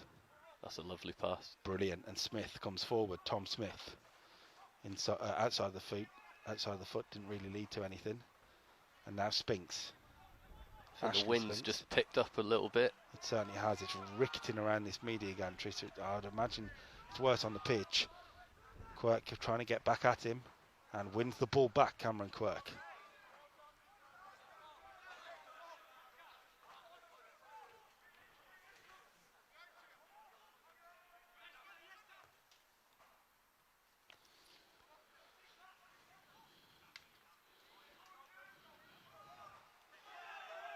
That is going to be a corner for Cauldros, who are looking to get control of this one and retake the lead. They, of course, came back in the first half to lead by 2-1, but they've got a job to do here. They've had a great run to get to this final. They beat HMS Raleigh, They beat Commando Logistic Regiment 2-0, but the real feather in the cap, dumping out last year's champions HMS Drake in the semi-final just last week. The corner comes in and well taken this time by George Patterson, who's settled in the second half, and that's, well, Dan Greek getting in the way. Yeah, considering the couple of mistakes he made first half, that's really well taken, looked confident, and it will give him some more confidence going forward. As we said, Cauldros, also known as HMS Seahawk. Now, I hinted earlier that we were going to sort of mention it, so now's as good a time as any. Some of these teams do have two names, and it might be confusing for some watching on the outside. I mean, even in some documents we've been given today, some say Cauldros, some say Seahawk. Is there a particular reason that you're aware of, or? I believe Seahawk is the base establishment name for RNAS Culdrose. So that's why it sometimes has two names. You've got the same with RNAS Yeovilton, which is also HMS Heron, for the same reasons. I will say, when I was doing my research for this, I was glad to realise it, because the documents say that oh, we've got a chance here. Chance. Oh, and the shot deflects wide. I think it'll be a corner. Yeah, it's definitely a corner. I think it might have been. I'm trying to figure out who got the shot. Actually, I think it was Lewis Cummins. Yes, Lewis Cummins. Yes. We'll see how this corner goes then with Kuba 4. Or shin pad, apparently, according to the YouTube comments. I'd seen some of the comments. I'm not going into it, to be honest. Kuba 4's corner. Very deep and will lead to nothing. Again, we mentioned in the first half a player who's got the quality to score the goal he did, or perhaps do that. So, yeah. But yes, when I was looking through my research, Cauldros had won it 4 times. But when you add in HMS Seahawk's 7 other trophies, that does make us up to the 11. So I'm glad I realised. Their first win was all the way back in 1955, so they've got some history in this competition, and actually history in the finals in recent history. 2022 was their last final appearance, where they lost in extra time. We did extra time that day to HMS Collingwood. They also lost in 2019 to the Commando Logistic Regiment. So while they may have won in 2020, it's not all gone their way. Here's Quirk. That's well taken. Really well taken. He couldn't get the shot away, and he's screaming for a penalty, but I'll be honest, I didn't see enough. Yeah, it didn't look like a pen to me. It would have been very, very soft if anything was given there. I think he just got crowded out. Sultan did well to get multiple players back. England brings it forward then. Had no options, and he's frustrated by it as he lumps it forward just to clear the base. And it is Cauldros who are just starting to settle better in the second half. Of course, the base for the Maritime Merlins, 3,000 people involved on that base, and I'm sure a few of them are watching along right now. 239-mile trip they've made. I worked out to be 5 hours, but as we said earlier, speaking to Tom Collins, a bit of traffic didn't help matters. A 7-hour trip. Do you think Sultan might feel a bit at home, considering they're only 20 minutes around the corner? I mean, they've had the easier journey and trip. I mean, majority of Cauldros players probably would have travelled down last night, so they could have had a relaxing morning here. Although I'm led to believe a few players and staff travelled down early hours this morning, which won't help matters. Strong challenge in there by Barker. Yeah, I will say the Royal Navy Football Association did everything they could to try and close the gap for this final venue. Dorchester was an option. We have decided on having it here, and as I said earlier, speaking to Tom Collins, he was actually pleased about it because it meant they could stay overnight at Temeraire last night. It worked out probably better for them anyway, as Cameron Quirk looks to take the free kick. It's cleared by Barker. And the shot from range. It's not the worst shot we've seen this afternoon, to be fair, but it was never really challenging. Yeah, keeper had it covered all the way, was watching it as it floated out for a goal kick. One run that we already have put to bed this afternoon is that the last 4 finals have seen the winners keep a clean sheet. It's been quite comprehensive at times. Not today. No clean sheets at all today, for sure. 2-2. Yeah, I know, and speaking to some of the fans over the other side at half-time, they were saying how much of an exciting game it was and how even it was. So they're obviously sharing our thoughts here as we watch on. I'm sure people watching along on YouTube and Facebook feel the same. As I say, please do get involved where you can. This is the first piece of silverware in the Forces footballing season. It's not usually, it is this year, but we'll be back with more live football over the next few months. Into services, men's and women's and under 23 football, all on the horizon, including in 2 weeks' time back here for the Inter-Services under 23 championship. Cam Quirk spinning away, he got hacked at, he'll have a free kick, and it's going to be the substitute Collett, to go over and take it this time.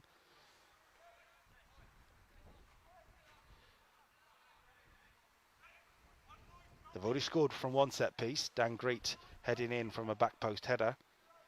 He's up again at number 4, so keep an eye on him. Collett then left-footed. Good ball in, headed by Aldous, and Greet's there again, and it somehow hasn't gone in, and the flag has gone up, I think, for offside, so it wouldn't have counted, I think, if Greet knocked it in anyway. I think it went behind the goal. I'm not quite sure what happened there, but it looked like one of the defenders got a block on it. Well, it was Michael Pottinger who threw his body in there, so if that is the case. Great defending from Pottinger. Yeah, he didn't know about the offside at the time either, so yeah, great defending.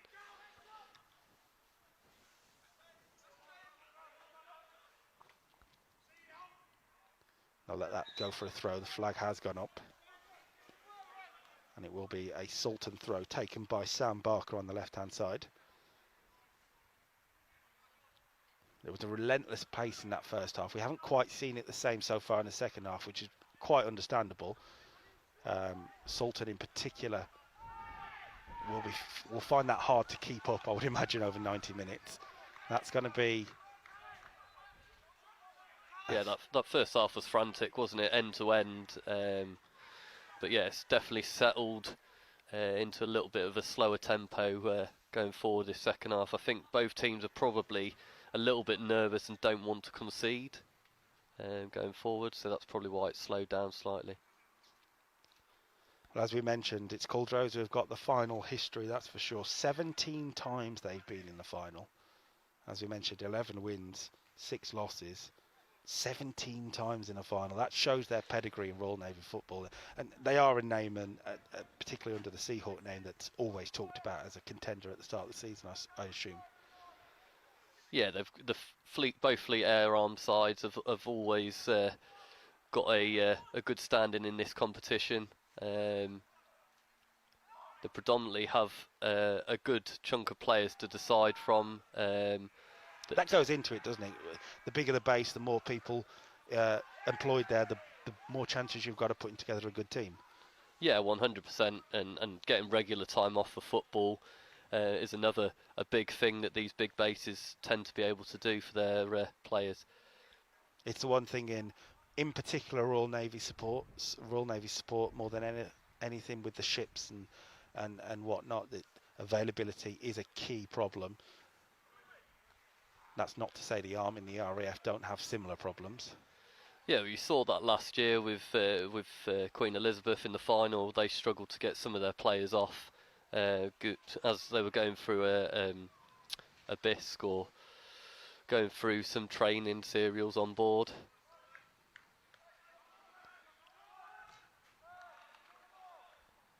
And that will be a corner then to Cauldros. Quirk went to take it for a second, but it looks like there's a reason that Nathan Collett, number 13, has come on, and that is to take the set pieces. So Quirk heads into the penalty area. Looks like a really big long throw, like you say. Yeah, sorry. No, it will be a corner. I did think it was a corner. Dan Greet is up, as is his centre-back partner, Kai Crothers. Left-footed. That's a good ball. Greet underneath it. And Aldous with a left-footed strike. It was an important block in there from Isaac Beckford. It's away for another corner. The pressure just beginning to mount from the team in the blue and white. Yeah, they're definitely on top of the last, well, since half time really. Another corner then from Collett. This time it's gone low. Quirk looking for a flick on. It will be another corner, third in a row. The pressure's building. That wasn't the best of corners, but Quirk made sure he got something out of it. Sultan with all players back in their own half, not all in the penalty area. Just one. Captain O'Brien is hoping to charge on a counter-attack if it comes his way. But at the moment they have to try and defend this corner. Joe Aldous on the edge of the box once again. Whipped in by Collett. And his greeter was just for a second looked like he was going to attack it. It was brilliantly defended actually by the number 5, which is Sheriff Ahmed. Made a brilliant header in there. Yeah, really good header. Probably stopped probably a Cauldros goal if he didn't head that. It's a really good header. Looks like a substitution here. It might not have been the number 5 actually. My eyes might deceive me. I want to give the credit to Isaac Beckford because I don't think number 5 is out there just yet. Yeah, as you say, a change, and an interesting change really to bring off the goal scorer. Ozan Kilikoglu has looked dangerous, hasn't he, number 9? And on comes Sheriff Ahmed. It looks like, yeah, it's like you've seen the future. It looks like Sheriff Ahmed has gone into a like number 10 sort of role, and they've also lost a physical presence with Kilikoglu, so it'll be interesting to see what happens there. Ball forward towards Quirk, had to be defended well by Pottinger, who's just about keeps hold of it and brings it forward. I think we're seeing a bit of a false 9 situation here for Sultan, which is an interesting call to make at this stage of a final at 2-2. Here is the substitute, and a chance from Range. He's gone for it, and why not after what he did in the first half coup before, but that one far from on target. That's definitely a player with confidence, isn't it, having a strike from that far out. And as you can see behind the goal, a few Sultan fans are there to give the goalkeeper Sam Kellett all the distractions in the world. Wynn takes care of that as well. Yeah, I think O'Brien's playing as the false 9 up top since the change. So. If it pays off, it's a brilliant tactical masterstroke, but it's a risk really at this stage. Aldous looking to slide through his brother, didn't quite get there, but instead he spreads it wide, cut out well by Barker. There's a player down for Sultan, and the ball has gone out of play, so Jesse Jones gets time to have a bit of treatment. Especially moving O'Brien into that forward position. He's been influential as a 10, as a centre attacking midfielder. So it's a really interesting tactical call to me. Yeah, I think if they can get him involved up there, then he can create stuff. You've seen that in the 10 position that he was creating things. So with the pace he's got either side of him, and looks likely the player that's just come on as well looks like he's a pacey player. So if you can get them free running off him and get the ball into his feet, I'm sure he can create some chances. Oh, just a moment of downtime as Jesse Jones gets some treatment. He's okay to continue, and a throw in from the right then by Spinks. Aldous loses out, Joe Aldous, and it's come off a Sultan boot to be a throw in for Cauldros. This final is in the balance, and it needs someone to take charge of it. Cameron Quirk could be a guy who does that, and here he is now, Cameron Quirk. Shot charged down, and well defended actually once again by Beckford, who's grown into the game really, grown into some confidence each time he's won a duel. Yeah, he's definitely come back out this second half, and he's been on form. He's made 2 or 3 really good challenges or touches in that box to keep it at 2-2. We're going to be preparing for another Sultan change. Jesse Jones unfortunately will not be able to continue. Gone down for a second time, so a change is coming. And it will be the number 14, Harry Mason, taking his place in the midfield. Some fresh legs might not be a bad thing for a Sultan team who do look to be slightly flagging. Yeah, I think like you say, them fresh legs in the middle of the park. That's two changes in that middle of the park, which is probably what they needed. Having Cauldros on top, and they're just winning that midfield battle at this moment in time. Cauldros do also have a bigger squad, more players on the bench. Aldous looking to hold it up. Here's Ben Aldous trying to bring it down as well. Need forward. Yeah, it's a little bit scrappy. And that's Dan Greet who gets control of that. He's impressed, Dan Greet, once again today. Yeah, that experience has just shown, hasn't it? Here he is again, Greet. Takes control, takes care of the ball, and it goes wide now. And that is not taking care of the ball. Yeah, he's just tried to force it there when the ball was to feet, unfortunately. As we approach the 70-minute mark, soon enough, it's getting to that nervous time that you get in a final when it's 2-2. Just one mistake, one moment of quality could decide it all. Good header from Mason. He's done really well to substitute there, hasn't he? It's Henry Mason. Dan Greet's there again. Barker's trying to bring it forward, but all he's done is knock it out of play. Every decision, every 50-50 is going the way of Cauldros right now. Yeah, I think they've been on top all second half, really, but without really creating anything spectacular. Here's Ben Aldous spinning nicely, fouled by Pottinger. Just wondered if we might have seen a card there, but keeps it in his pocket so far, Craig Marchant. Yeah, I think he's given him the benefit of the doubt there, because that could have been a yellow, definitely. Up towards Joe Aldous. Tries to bring it down. Well done from Kubafor to win it back, but it's just coming right back at them at the moment. Here's Collett off the bench to try and make an impact. Stumbled over his own feet, if I'm really honest, and now Kubafor looking to break. He's still on, if O'Brien can turn anyway, because here is overlap. A brilliant run. And, well, it was Mason looking to be played in by Cummings. At the moment, the Sultan skipper, O'Brien, looks a frustrated figure. Yeah, he just held on to the ball a little bit too long there. He could have played it either side, but the reverse pass was on straight away if he could. Goal kick then.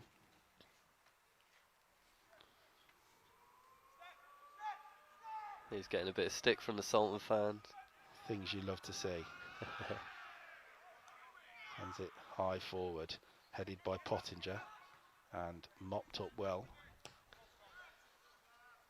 Greet sends it forward. Can it be kept in?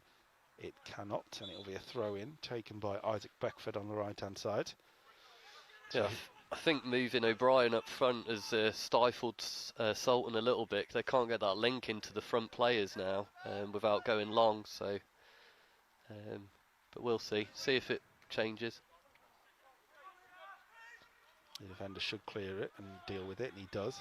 Brings it forward and searches out a pass that, to be fair, has made the defender and the goalkeeper deal with it, and that's kind of all you can ask in that situation. Pottinger, misplaced. Sultan just struggling to put together any passes at the moment. And as the game ticks away towards the final moments, you do think there's only one team that looked like winning it. Still time though. And I am aware that moments before Kubafor pulled something out in the end of the first half, I did say it looks like Cauldros will be leading at half time, so anything can happen in this game. Commentators curse that, Carl. Here's Ben Aldous, really smartly done. Quirks ball in, has to be defended, it's been allowed to bounce, and the shot on the half volley is just wide. It's a good chance, it's a real good chance for Joshua Robbins. It would have been something really clever to do, but... Yeah, he's hit that really well, but unfortunately just missed the target. Looks like it's only a matter of time at the moment before Cauldros get another goal, but Sultan are digging in deep and trying to make it through at least to get to penalties. Kick forward then, Mason trying to challenge, but Aldous wins it. And it's sent forward towards Ben Aldous, not found him, and that's not going to find a Sultan shirt either. Neither side taking care of it. It has been so much scrappier in this second half. Yeah, it has. Not really a team putting more than 3 or 4 passes together. Here's Dan Greet. We've seen that a few times this second half, the ball going long from either side. Spinks now. Also, it looks like some players are starting to get a bit tired. It's a very big pitch out there at Havant.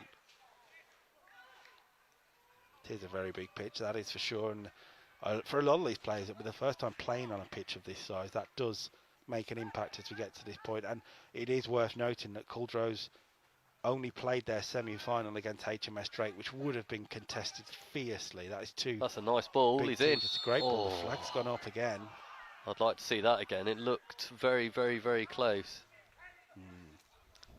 But yeah, Cauldros only played their final last week. That's surely going to have an impact as we head towards the final few moments. I will say, I'd imagine both teams are pretty pleased there's not going to be 30 minutes of extra time, because they do look tired. Tired is the right word, I think. They're trying to salvage any moment they can. That's a really strong late challenge, isn't it, from the substitute Mason? Maybe not quite. Yeah, here comes the first card, I think. Maybe not quite up to scratch with the pace of the game, but it does happen when you've only just come on and not really got up to the pace, like you say. But nevertheless, it was a poor challenge and a definite yellow card. I've just looked back on that through ball, and to me, he looks onside when the ball's played, but it's definitely one for debate.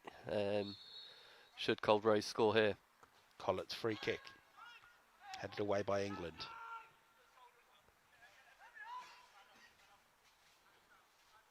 Aldous looking to turn.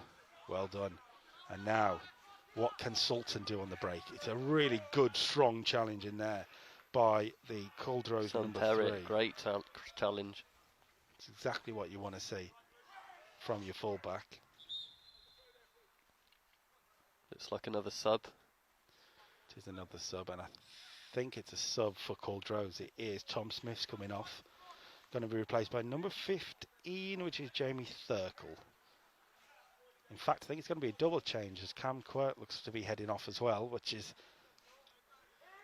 a big player to be heading off. He's going to be replaced by number 16, Callum McPartland. And I am intrigued by the Quirk substitution, because as it stands, as we say, if there's not a goal in the next 15 or so minutes, it's penalties.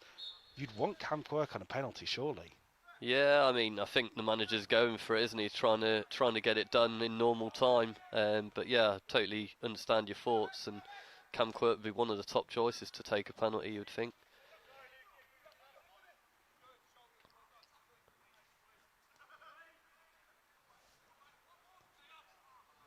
He has done a lot of running as well, so maybe he's tiring towards the end of the game. Yep, fresh legs, fresh impetus. That's going to be a free kick to Cauldros. I think there might have been a late challenge in there as the camera disappeared. Sent forward by Greet. Nice ball, and here is that substitute. Maybe a chance. Sorry, that was Robbins coming forward to switch flanks again back to the right-hand side now. Couldn't make the most of that. So Callum, I think Callum McPartland. Sorry, no, Jamie Thurkle's come out to the left-hand side, so it's an attacking change there, and we will see Callum McPartland take Quirk's place into the middle. I do want to shout out number 13, by the way, Nathan Collett, who's a half-time change for Cauldros. He's made an impact in the second half. Yes, it's been bitty, but it's almost like the Cauldros manager thought that was going to be the case, because he's the type of tough tackler and set-piece taker as well that could be important. Yeah, set pieces are more coming more and more important in these sort of games, especially when it's 2-2. O'Brien gets in there first, brave header. Then there was a bit of a clash with Dan Greet, and we will just take a second. Player safety is paramount, particularly when it comes to head clashes. Yeah, it's a head injury. The referee has to stop it. It's part of one of the reasons why they do have to stop the game. One thing I don't like is when someone goes down, not a head injury, and holds their head. That's really, really frustrating. It looks to be all right. He does look to be all right, and we will be looking to get back underway again. And I think it might be a drop ball. Depends on how sportsmanlike they're feeling out there with the trophy on the line.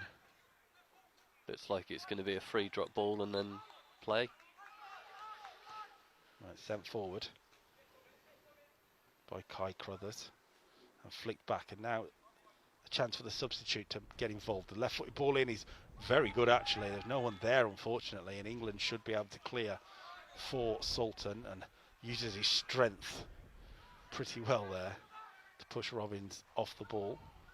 Smart flick as well by Cummins, but will just go out for a throw. Yeah, it was a decent ball there by Jamie Finkel. Yeah. Really good left-footed ball in. Had pace on it, just had no one running across it. It'll be a throw into Cauldros, who are looking the more likely and have looked the more likely in this second half. But I think they'll probably be slightly disappointed at not being able to turn that possession into anything of real chance and real note at times. That'll be a free kick. Yeah, I don't think there's been much of a chance, really. In fact, I think, I didn't see offside flag go up, so I think he's had him for simulation there without actually booking him. Unless the flag went up. We'll see. I'm not quite sure, didn't see the flag go up either, so interesting. Chance now for Sam Barker to come forward. Cummins looking to get it back to him, but he's immediately just sort of leapt on by this midfield. The Cauldros midfield have been excellent in this game so far. Yeah, definitely second half. They've definitely won the midfield battle. Joe Aldous in particular has seemingly been everywhere. You can see why the Aldous brothers are getting attention in Royal Navy football. We've seen why today. Yeah, both quality players, good technically, and you can see they've got the physicality and the passion and commitment to get stuck in. This is an interesting Keepers one. Goalkeepers won the header. Now Thurkel. Done well to get back there because the keeper's well out of his goal. Bad news for Sultan is that their captain Lewis O'Brien is currently down, just getting back to his feet on the far side of the pitch. Yeah, I think he's been struggling for about 5 minutes or so. I'm not sure what the issue is.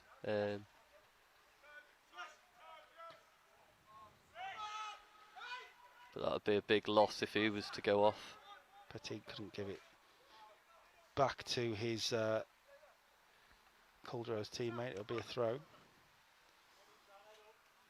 as we head into the final 10 minutes or so of normal time. I say normal time, we're not getting 30 minutes extra time. We may get some added time at the end of it though.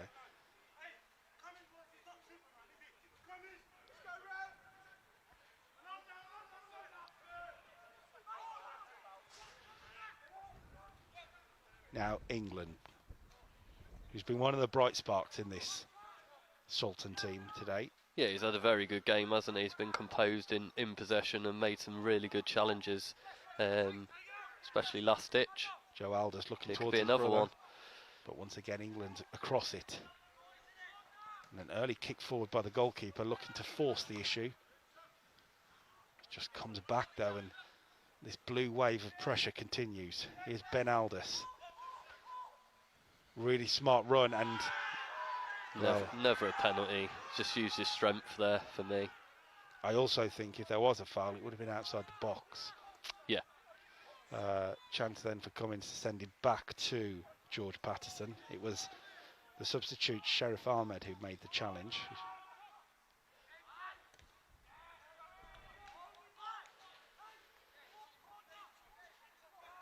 Prospect Kubafor hasn't really had much this second half after that worldy finish in the first half. I think Sultan in particular, all that fluid football that we saw in the first half, brilliant link-up play, brilliant 1-2s, it's disappeared in the second half. Now, a lot of that you can put down to the brilliant midfield work from Cauldros, but it's been a shame not to see it. Yeah, I think Cauldros built on Nathan Collett start of the second half to stop Luke O'Brien, and that's looked to have done the job, to be fair, because he's been moved up front and then he's not had as much impact on the game. So good management from the Cauldros side. I think Cauldros might be preparing another change. Jack Martin about to come on.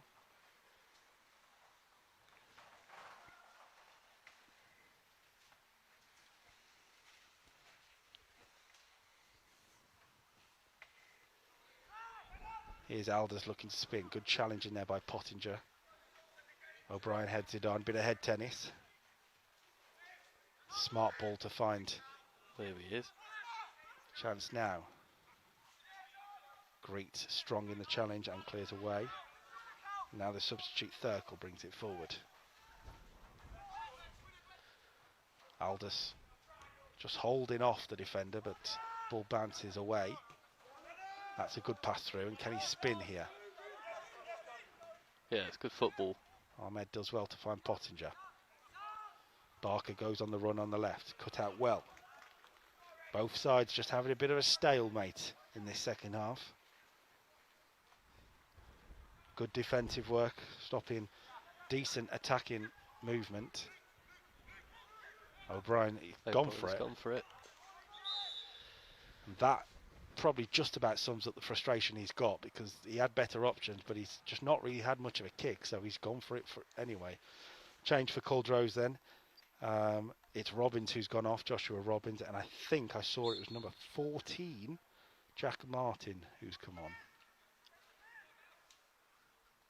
And he'll take the place on the right-hand side of the attack. Here's Greet. Well, given away by Greet. Oh, there's a chance here. There is a chance here for Sultan to possibly win it. Didn't really take it, did he? I think it might be a corner ball. Kubaful with a brilliant opportunity. Oh yeah, better first touch there, and he's got a really good chance. Unfortunately, the touch just didn't go where he wanted it to go, and the opportunity was lost. But it's a corner for Sultan. And it will be Lewis Cummins to go over and take it. A quality ball in here could be hugely important. A real chance for Sultan to get their noses in front in the final few minutes. Cummins' ball in is not really the quality he was looking for. I think the wind took it as well, and it will bounce away for a goal kick. And the frustration on the bench, the frustration on the sideline. A little bit of frustration up here, if I'm honest, at that one. Yeah, I mean, with a chance like that in the final 5-10 minutes, you need to be putting it in the box. So even if a bit of panic from a defender or anything like that could create any chance or goal. So yeah, it's very unfortunate and disappointing.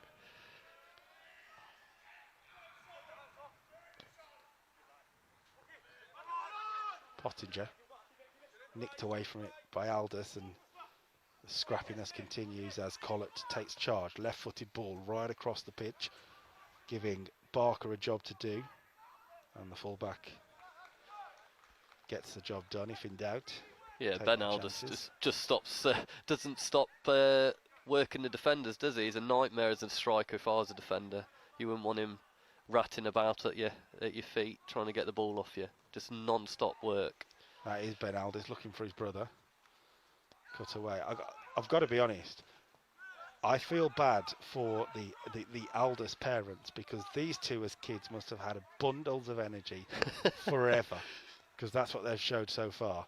As he chases that one down, Ben Aldous, and spins into the penalty area. Might be a chance here if he can get the footwork through. Credit to the Sultan defending. It's dogged at times, but they've got it away. Yeah, they battled really hard to get the ball back there. Just went full for Aldous, would it, unfortunately? He's looked like the brightest spark in the second half. Yeah, if an opportunity is going to come, it's going to come to him, I'd think. Here's the substitute, Jack Martin, cut out by Barker, and it just feels like we're ticking along into something dramatic on the way.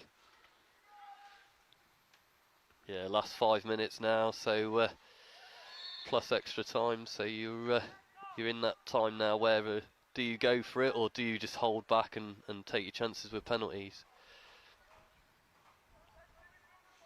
I would imagine the penalty question is why Sultan skipper Luke O'Brien is still on the field, because he still doesn't look comfortable, but you're going to want him to take a spot kick if you get there.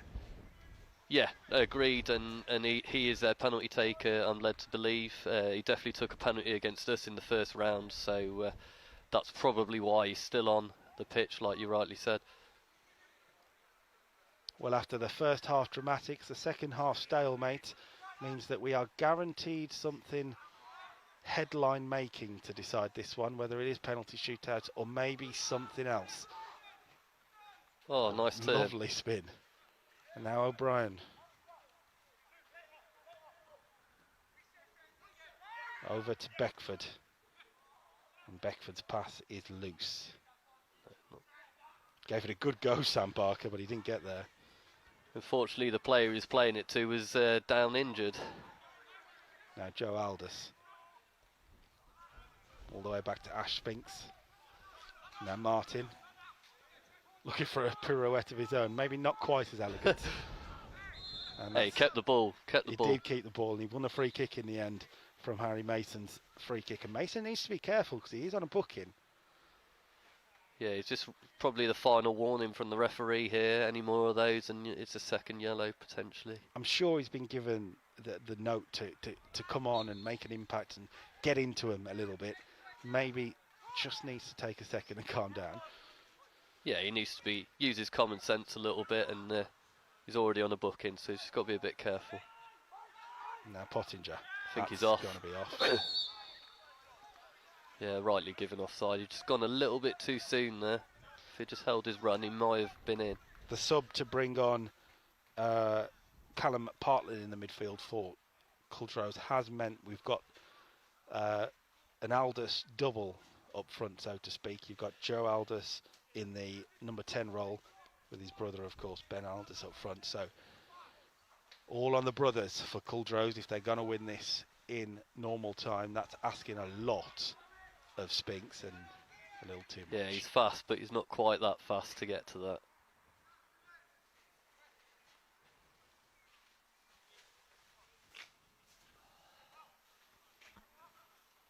Well, in 2025 in BFBS Sports live coverage, we saw 2 penalty shootouts, both UCAF. We may start 2026 with one. And I'm aware that if I put the curse on it there, we're going to get something dramatic. So it's win-win all around. Yeah, it's definitely been more of a battling second half, whereas the first was more entertaining, forward-flowing football.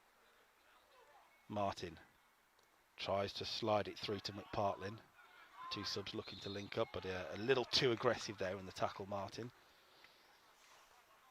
And at this stage, as the time ticks down, as a coach, do you think you do start to get your 1 to 5 in your head of who you want your penalty takers to be? Do you decide that before the game? Do you? Ideally, you'll have your 5 that you want to take them before the game. However, obviously substitutes happen, injuries happen, so you potentially have to adapt that. It's well taken there by the Sultan keeper. Yeah, really good work. Once again, in the second half from Patterson, who has looked shaky in the first half, but confident in the second half. Game of 2 halves for him. There'll be 4 minutes of added time, so we're 4 minutes away from the dreaded penalty shootout to decide the 2026 Royal Navy Cup final, brought forward from the summer months to this tense winter afternoon.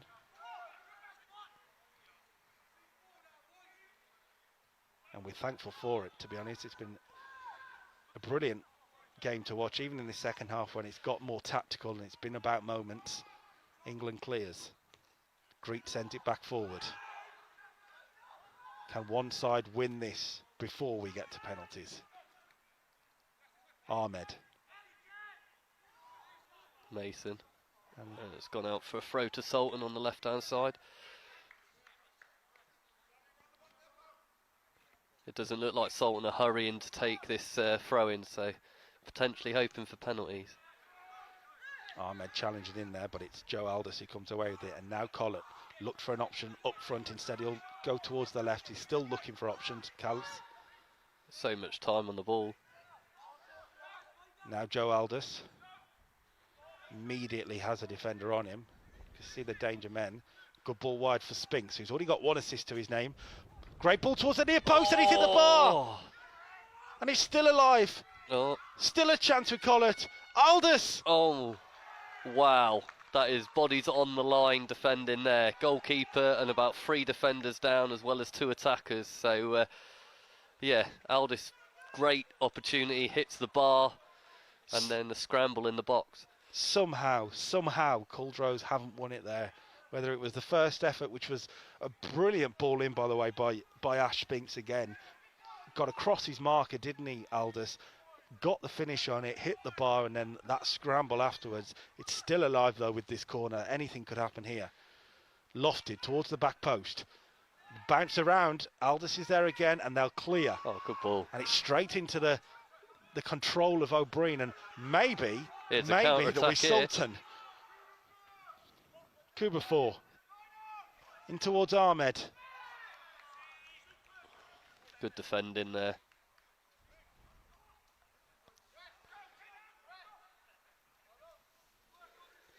Was well defended.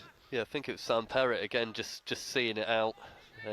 Really good defensive work there when the counter was on.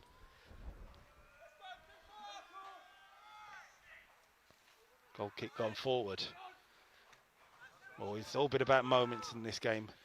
I mean, I want to go back to Luke O'Brien. Could have, and probably should have, put Sultan 2-0 up early on. Didn't. The game twisted and turned from there. And I wonder what that Aldous hitting the crossbar moment is going to end up being. Yeah, 2 golden opportunities, 1 for each side, which could have won the game for either of them. But it looks like we're going to penalties last minute or so. Sent forward by Crothers. It's just sort of hung up in the air. It's still bouncing around in the penalty area. It is last ditch at times from Sultan. But they are leaving 4 men forward, by the way. So the game plan is clear in these final few seconds. Defend with your life and see what happens on the break. Here's Dan Greet. Even at this late stage, looking calm and composed. Yeah, it's now or never.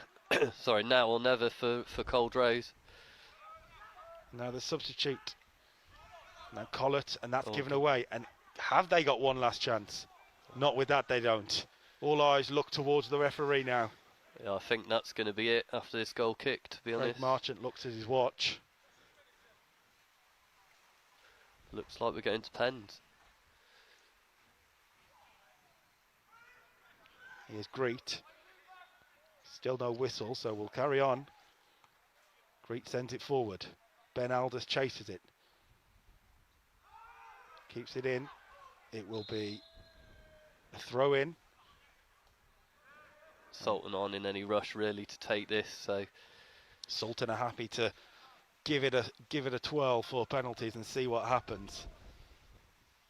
I do think Cauldros might be slightly disappointed not to have won the game in the 90 minutes, but maybe it's not over. The clearance says that it is, and Craig Marchant puts his whistle to his lips. The 2026 Royal Navy Cup final will be decided in a penalty shootout.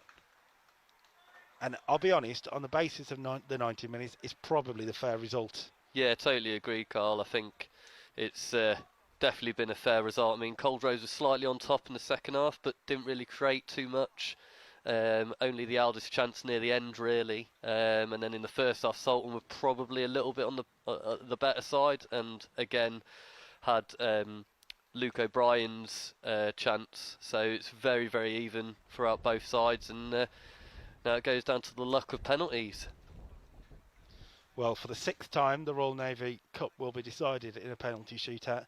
The last time that happened, I mentioned earlier, well, was a good afternoon for Cauldros. They won it in 2020. So whether that's a good omen for them, we'll find out.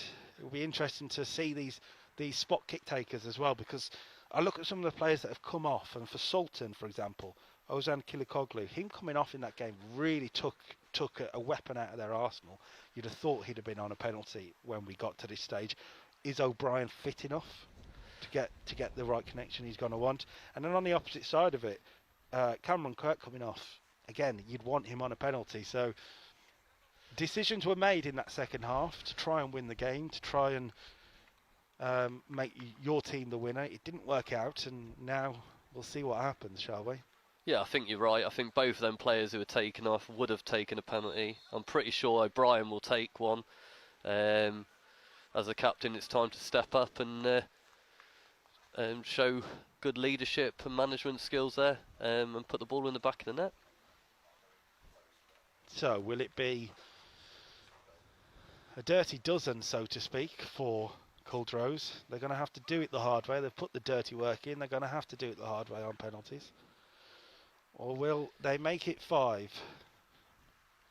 I'd settle in, everyone. Get yourself a nice cup of tea on a cold day across the whole country, to be honest. And expect drama. As I said, we saw 2 penalty shootouts across our BFBS Sport Live coverage last year. UCAF won them both, and it was a Royal Navy goalkeeper who was key to both of that, with Lawrence McCormick's superb saves.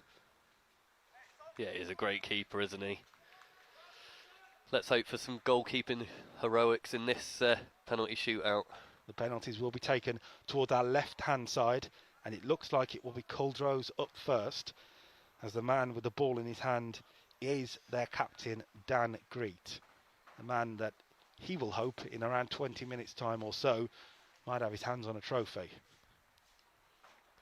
So big moment for the goalkeepers then, Sam Kellett and George Patterson. And as we mentioned about Patterson, nervy in that first half, but really grew in confidence in the second half, and might just be the more confident going into this.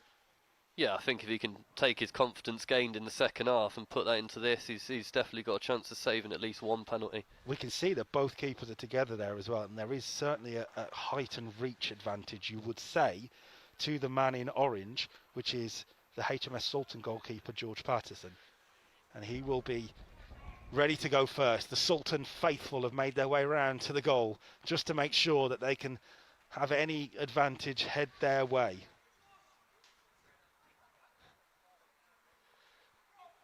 So, the 2026 Royal Navy Cup final, penalty shootout will decide it. Dan Greet up first.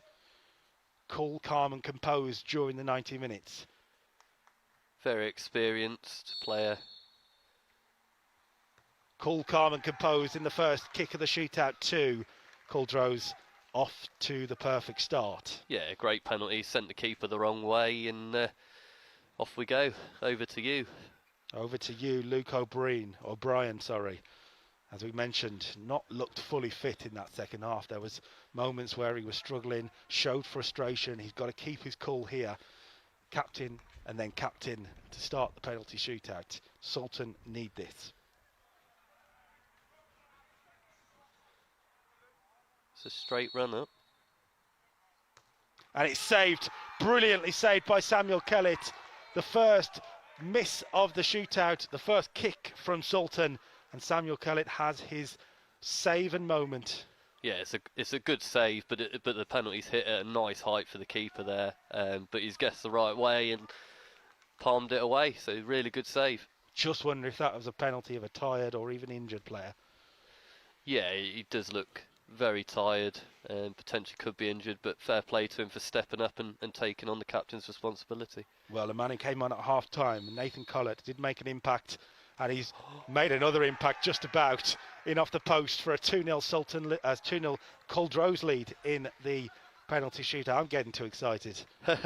Yeah, that's a clinical finish. I mean, at one stage I thought it was hit the post and not gone in, but yeah, no, you can't get any better than that. Keeper had no chance.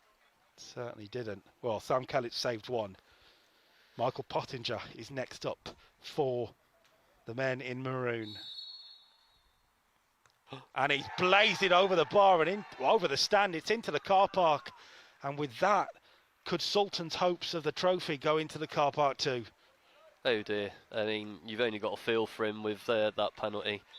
Didn't really look confident when he stepped up, unfortunately, and that confidence has obviously ended in the ball flying over the top of the crossbar and out the stadium. And did you park to the right or the left? That, to be fair, that might have hit my car. Oh dear. Hopefully not. It's going to be Ben Aldous then, with a chance to make it 3 and to really put Cauldros into pole position. He's looked really dangerous during this game, it should be said. He hit the bar with just seconds to go. One of the Aldous brothers, the striker Ben, has found the bottom corner, and Cauldros have their third, and we are into must-score territory already for Sultan.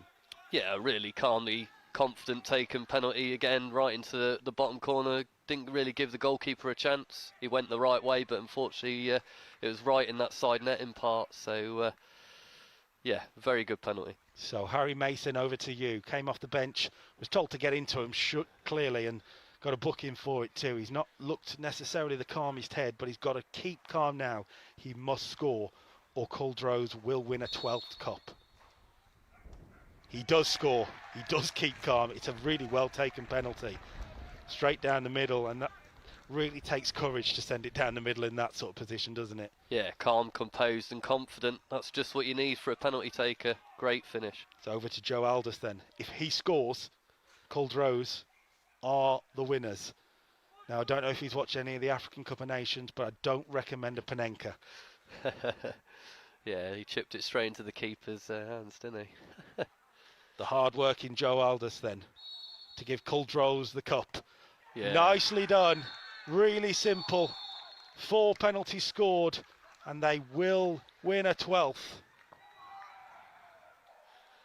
Yeah, I think all of the Cauldros penalties were clinical and great finishes. And unfortunately, Sultan's first couple weren't very good. So that's just the way it works out. And Cauldros were probably the better side overall if you took everything into account. But yeah, it's hard winning or losing a penalty shootout. It's the most brutal way to lose a cup final, but it's also the most exhilarating to win one, isn't it? So yeah. Credit to Cauldros, and look, they are a powerhouse of Royal Navy football for a reason, and when you get to those winning situations and you can call on people with real inter-service experience like Dan Greet, like Ben Aldous with the under-23s, same for his brother Joe Aldous. Cam Quirk as well, you can add to that. Cam Quirk would have absolutely probably been one of the 4 that took if he was on the pitch. So it paid off in the end for Cauldros, but a brilliant final, absolutely brilliant, and Sultan more than played their part. Yeah, definitely. I think fair play for Sultan. They're a young team, and I'm sure a lot of these players will play again in another cup final later on throughout the years. But congratulations to Cauldros, and experience in the penalty shootouts just told through.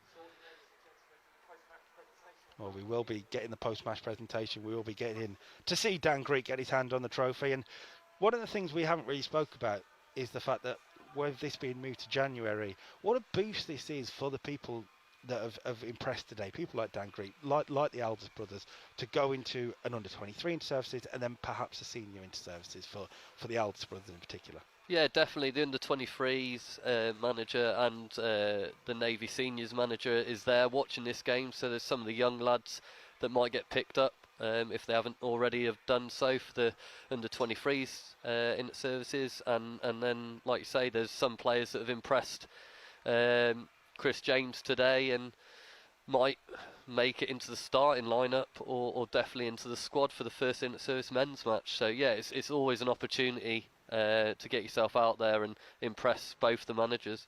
They've also probably worked their way into an invite to perhaps some other non-inter-service camps as well to see what they can do. I'm thinking particularly of the likes of Joel England at the back for Sultan. Yes, they conceded 2 goals, I get that, but he was a rock at times, and the type of centre-back that, particularly with Mark Drysdale heading towards the end of his footballing career, let's say, with the Royal Navy, could slot in there and replace that powerhouse. Yeah, there's definitely opportunities for a few players. I think a player being mentioned was Prosper Kubafor with his first half performance. He was very good. Unfortunately, couldn't reproduce that in the second half. But he's another one that potentially could be looked at. Well, I mean, Kubafor, if there's anything to say, it's just pure raw, isn't it? it's, as we saw, brilliance, then maybe not brilliance, but you never know what you're going to get with him. And that sort of unpredictable game changer is a good thing to have in service football. Yeah, definitely. Like you say, he's raw, probably needs a bit of coaching, but he's definitely got a potential future within Royal Navy football, I would say. So as the post-match speeches take place, I'm not sure you guys will be able to hear it, so we'll carry on dissecting. What a lovely trophy, by the way, that Royal Navy Cup is. It is a pretty beautiful trophy. Yeah, it's massive, isn't it? I think the referees. Yeah. I'm sorry. No, I was just going to say to give the referees their medals and their flowers, because they've been excellent today.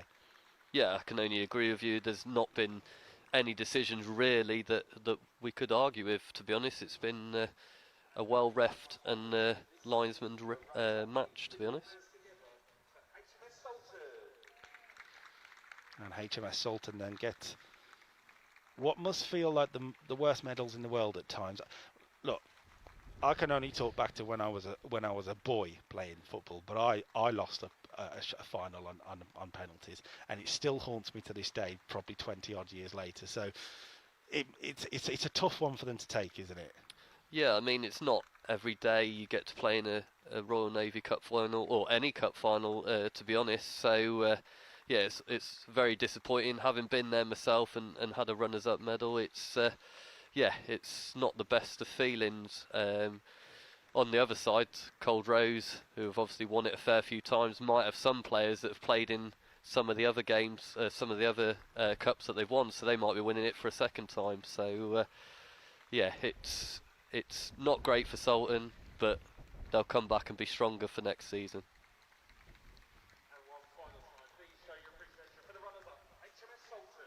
The last few runners-up medals gets given out, and Dan Greet starts to feel the palpitations and the sweaty hands, and it's nearly his moment. And it'll be Cauldros then to pick up their winners' medals first. Dan Greet was eager to get the trophy, but he's got to wait a moment, just a moment. Yeah, they've told him to go to the back, haven't they? Yeah.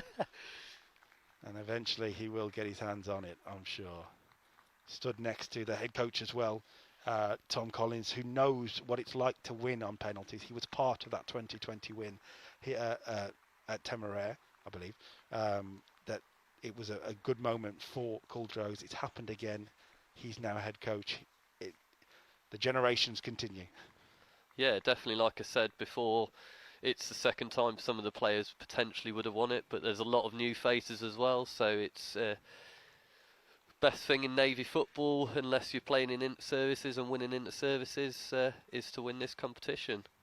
So yeah, it's really good for Cauldros, and I'm sure they'll all be proud of their achievement. Dan Greet's just waiting now to get the trophy. Well, you work hard all season for it, from round one all the way to the final.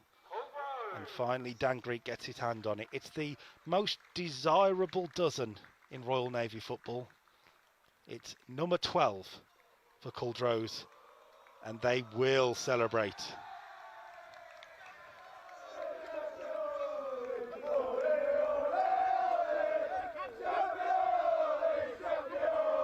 And as the Championi song rains around the ground, the Sultan players unfortunately are walking off. They've gone straight down the tour. That song never gets old. Thank you everyone for joining us. Thank you Glenn for making the trip down here to Haventon, enjoying a brilliant Royal Navy Cup final. It's Cauldros on top. We'll be back, by the way, in 2 weeks' time with the under-23 football from Havant. We're coming back here for hopefully another entertaining game.